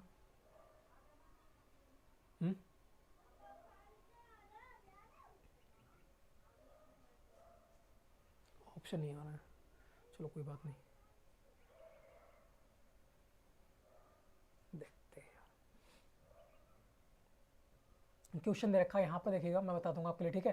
यहाँ पर कह रहा है एक दुकानदार अंकित मूल्य पर 30% की छूट देता है, यदि वह त्योहार के कारण 10% की छूट और देता है और बट्टा देता है, तो आपको बताना है जो टोटल जो परसेंटेज छूट दी गई वो कितनी थी, ठीक है। टोटल परसेंट जो छूट दी गई वो कितनी थी वो आपको बताना है। मैं आपको यहाँ पर ऑप्शन लिख दे रहा हूँ। ए हो जाएगा आपका कितना 45%, ठीक है, 45% हो जाएगा। ए कितना हो जाएगा 45%। बी कितना हो जाएगा, बी हो जाएगा 40%, ठीक है। और सी कितना हो जाएगा, सी हो जाएगा मेरे पास 37%। और डी जो हो जाएगा वो हो जाएगा मेरा 25%। तो यहाँ पर आंसर बताना है, यहाँ पर कौन सा हो जाएगा, ठीक है। 2 बट्टे दे रखे हैं, एक दे रखा है 30% का, फिर बट्टा दे रहा है वो 10% का, तो बताना है टोटल बट्टा जो होगा वो कितना होने वाला है, ठीक है। टोटल छूट उसने कितनी दी वो आपसे पूछ रखा है। तो इसकी मैंने एक ट्रिक बताई थी, इसकी ये क्या होती है, ट्रिक होती है, ठीक है। इसकी जो ट्रिक होती है वो कौन सी होती है, वो होती है x + y minus x by, ठीक है। एक्स बाई बटे कितनी होती है 100 होती है। इसमें पुट कर दीजिएगा, आपका आंसर हो जाएगा। x मान लीजिएगा इसे और y मान लीजिए किसे, y मान लेते हैं इसे, ठीक है। तो इसको लगा दीजिएगा, फटाफट इसका आंसर हो जाएगा। तो कितना हो जाएगा, x बराबर 30 रख देते हैं, ठीक है, प्लस y बराबर आपका हो जाता है 10, y बराबर कितना हो जाएगा 10 और x y रखना है, ठीक है, माइनस कितना हो जाएगा 30 × 10 बटे कितना हो जाएगा 100। जब इसे सॉल्व करेंगे तो आपका आंसर आ जाएगा, ठीक है। 0 से 0 कट जाएगा, 0 से 0 कट जाएगा, 3 एकम कितना आ जाएगा 3। तो यहाँ पर मेरा कितना बचेगा 30 + 10 माइनस कितना आ जाएगा 3। जब इसे सॉल्व करेंगे तो मेरे पास कितना आने वाला है, ये 37% मेरे पास आ जाएगा। ये परसेंटेज में ही निकल के आता है, ठीक है। तो यहाँ पर आंसर कौन सा रहने वाला है, ऑप्शन नंबर सी रहने वाला है 37%, ठीक है। इस ट्रिक में पुट करना है, ठीक है। अगर 2 बट्टे दे रखे हैं तो इसमें पुट कर दीजिएगा, अगर 2 बट्टे नहीं दे रखे हैं तो डायरेक्ट आप 100 को मान लीजिएगा, ठीक है। 100 मान के कर लीजिएगा, 100 मान के करोगे तब भी आपका आंसर यही आएगा। उसने पहले 30 का बट्टा दिया तो 70 बचा होगा, 70 बट्टे कितना हो जाएगा 100।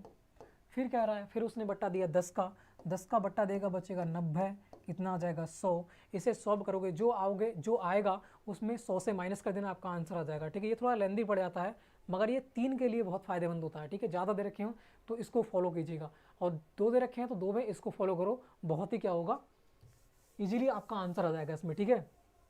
आगे बढ़ते हैं नेक्स्ट क्वेश्चन, वरना बहुत ही कैलकुलेशन करनी पड़ेगी उस वाले, उस जो फार्मूला होता है 100 मान के, उसमें बहुत ही कैलकुलेशन करनी पड़ती है, इसमें कोई कैलकुलेशन करनी नहीं पड़ती है, ठीक है। आगे बढ़ते हैं फिर नेक्स्ट क्वेश्चन। तो यहाँ पर जो आंसर होना चाहिए था ऑप्शन नंबर सी, ठीक है, यही आंसर आपका हो जाएगा। आगे बढ़ते हैं नेक्स्ट क्वेश्चन। इस क्वेश्चन को देखिएगा, इस क्वेश्चन का आंसर कौन सा रहने वाला है, ठीक है। ये भी क्वेश्चन बिल्कुल इजी क्वेश्चन आपका हो जाता है। बात करते हैं यहाँ पर 60 माइनस दे रखा है, यहाँ पर 60 दे रखा है, फिर माइनस, फिर ब्रैकेट दे रखा है, फिर माइनस, फिर दे रखा है 60। तो आपसे पूछ रखा है इसका मान जो होगा वो कौन सा रहने वाला है, ठीक है। इसका मान जो होगा वो कौन सा रहने वाला है, तो आपको पता है जब माइनस से हम माइनस की मल्टीप्लाई करते हैं तो क्या हो जाएगी, तो प्लस में चेंज हो जाता है।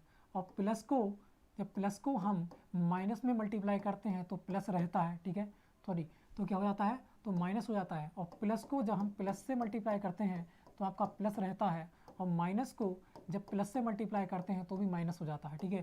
तो ये आपको याद रखना है। तो यहाँ पर हो क्या रहा है, यहाँ पर माइनस से माइनस की मल्टीप्लाई हो रही है। जब माइनस से माइनस की मल्टीप्लाई करेंगे तो किस में चेंज हो जाएगा, प्लस में चेंज हो जाएगा। तो यहाँ पर कितना हो जाएगा 60 + 60 हो जाएगा।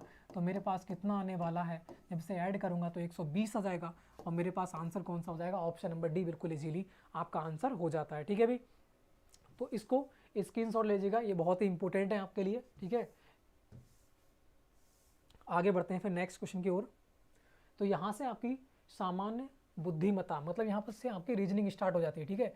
यहाँ से 5 क्वेश्चन आपको रीजनिंग को मिलेंगे, हर शिफ्ट में देखने को मिलेंगे 4 से 5 क्वेश्चन रीजनिंग के, ठीक है। तो भाई अब आपके एग्जाम में जो है रीजनिंग भी आने लगी है, तो रीजनिंग से 5 क्वेश्चन आपके एग्जाम में देखने को बिल्कुल मिलने वाले हैं। तो बात करते हैं नेक्स्ट क्वेश्चन की।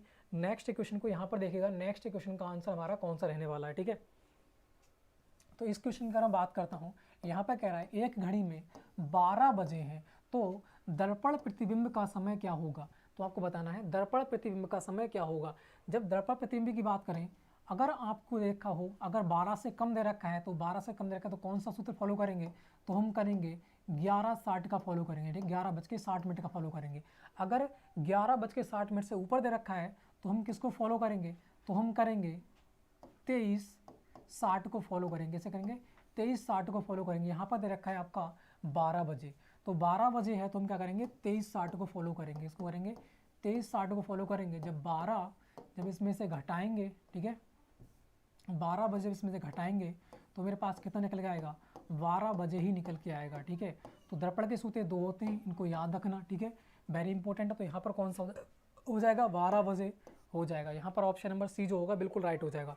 यहीं पर अगर आपसे जल प्रतिबिंब पूछा होता, जल प्रतिबिंब आपसे पूछा होता, ठीक है, जल प्रतिबिंब आपसे पूछा होता तो आप कौन सा फार्मूला लगाते, तो आप 18:30 का लगाते, उसमें से घटा देते, आपका आंसर हो जाता, ठीक है। तो दोनों के दोनों क्या है आपको याद रखना है, ये भी याद रखना है दर्पण का हो जाता है, ये भी दर्पण का है, और ये क्या है जल प्रतिबिंब का आपका हो जाता है, ठीक है।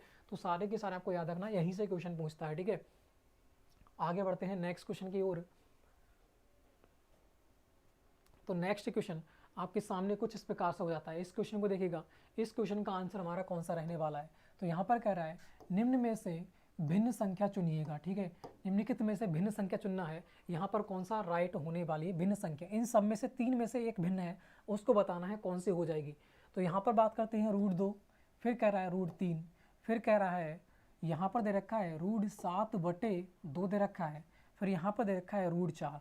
तो √4 की बात करूँ तो रूट जो 4 होता है वो किसका है, √4 जो होता है, √4 दे रखा है, इसे हम जब सॉल्व करेंगे तो यहाँ पर 2 आ जाएगा, तो यहाँ पर यही बिल्कुल अलग है इन सब से, तो यही हमारा क्या हो जाएगा, आंसर हो जाएगा। इजीली था, हार्ड लेवल क्वेश्चन बिल्कुल नहीं था, ठीक है, इजी था, ठीक है। उसका वर्ग दे रखा है बस 2 का, रूट दे रखा है, ठीक है। आगे बढ़ते हैं, नेक्स्ट क्वेश्चन वर्गमूल दे रखा है, ये सब सॉल्व करना है। आगे बढ़ते हैं नेक्स्ट क्वेश्चन। नेक्स्ट क्वेश्चन की बात करते हैं, कह रहे हैं यहाँ पर आकृति में त्रिभुजों की संख्या कितनी होगी। आकृति में त्रिभुजों की संख्या कितनी होगी वह आपको बताना है, ठीक है। तो एक आकृति है, ठीक है, एक आकृति है, उसमें त्रिभुजों की संख्या आपको बताना है। जैसे मान लेता हूँ एक आकृति कैसी है, यह एक आकृति है, ठीक है, यह क्या है, एक आकृति है, इसमें त्रिभुजों की संख्या आपको बताना है, इसमें त्रिभुजों की संख्या कितनी है, ठीक है। तो यहाँ पर हम कैसे इसे निकालते हैं, त्रिभुजों की संख्या जो होती है वो इस प्रकार से गिन के निकालते हैं, ठीक है। इस प्रकार से क्या होगा, इस प्रकार से इन्हें गिन के निकालते हैं। तो यहाँ पर 2, यहाँ पर 3, इन सबको क्या कर लेते हैं, ऐड कर लेते हैं, तो मेरे पास कितना आ जाएगा, ये 6 आ जाएगा। तो यहाँ पर आंसर मेरा कौन सा रहने वाला है, यहाँ पर जो आंसर रहने वाला है ऑप्शन नंबर डी रहने वाला है। इस त्रिभुज की बस क्या करना है, हमें काउंटिंग करना है, इस आकृति में कितने त्रिभुज हैं, ठीक है। तो उसे क्या, अगर इस प्रकार से कभी दे रखा हो, या पर यहाँ पे फिर दे दे, यहाँ पर एक लाइन दे दे, ठीक है, तो इनको भी इस प्रकार से काउंट करना है, यहाँ पर 1 करना, यहाँ पर 2 और यहाँ पर 3, सबको ऐड कर देना, तो ये भी कितने हो जाएंगे, 6, और टोटल मेरे पास कितने हो जाएंगे, फिर टोटल हो जाएंगे 12। तो इस प्रकार से इन्हें निकालते हैं, ठीक है। तो यहाँ पर ऑप्शन नंबर क्या हो जाएगा, डी बिल्कुल इजीली आंसर आपका हो जाएगा, ठीक है। आगे बढ़ते हैं फिर नेक्स्ट क्वेश्चन की ओर। तो नेक्स्ट क्वेश्चन आपके सामने कुछ इस प्रकार से हो जाता है, इस क्वेश्चन को देखिएगा, इस क्वेश्चन के यार ये हुआ क्या है, ठीक है, यहाँ पर हम लिख लेते हैं, ठीक है। यहाँ पर कितना हो जाएगा, ये 2 है, 6 है, 4 है, फिर 8 है, 4 है, 6 है, 4 है, 3 है, ठीक है, 9, 5, 7, ये कौन सा हो जाएगा, ये डी दे रखा है आपका, ये सी है, ये आपका बी हो जाएगा, ठीक है, और ये आपका कितना हो जाएगा, ए दे रखा है आपका, ठीक है, ये 6, 2, 4, 0, ठीक है, ये आपके हो जाते हैं। अभी देख लेते हैं इसके लिए, ठीक है। तो यह क्वेश्चन आपके सामने हो जाता है, इस क्वेश्चन का फटाफट आंसर दीजिएगा, ठीक है। इसमें सबसे भिन्न बताना है, सबसे भिन्न आपका कौन सा हो जाएगा, ठीक है। इसको हटा देते हैं, ठीक है, नीचे वाले को देख लेते हैं। इसमें बताना है, इसमें भिन्न आपका कौन सा हो जाएगा, ये भिन्न है, या फिर आपका यह भिन्न हो जाएगा, या फिर ये भिन्न हो जाएगा, या फिर आपका ये हो जाएगा। इनमें कौन सा भिन्न है, 3 जो हैं वो एक जैसे हैं और एक जो है इसमें भिन्न है। अगर बात करते हैं, सबसे पहले हम क्या देखते हैं, सबसे पहले सम संख्या देखते हैं, सम और विषम संख्या देखते हैं सबसे पहले, ठीक है। सबसे पहले सम तथा विषम संख्या देखते हैं, उसके बाद भाज्य तथा अभाज्य संख्या देखते हैं, ठीक है। भाज्य तथा अभाज्य संख्याएं देखते हैं, ठीक है, भाज्य तथा अभाज्य संख्याएं। फिर उसके बाद क्या देखते हैं, उसके बाद हम किसी का स्क्वायर क्यू देखते हैं, ठीक है, किसी का वर्ग देखते हैं, या फिर हम क्या देखते हैं, किसी का क्यू देखते हैं। इस प्रकार से हम देखते हैं, ठीक है, सारी संख्याओं को।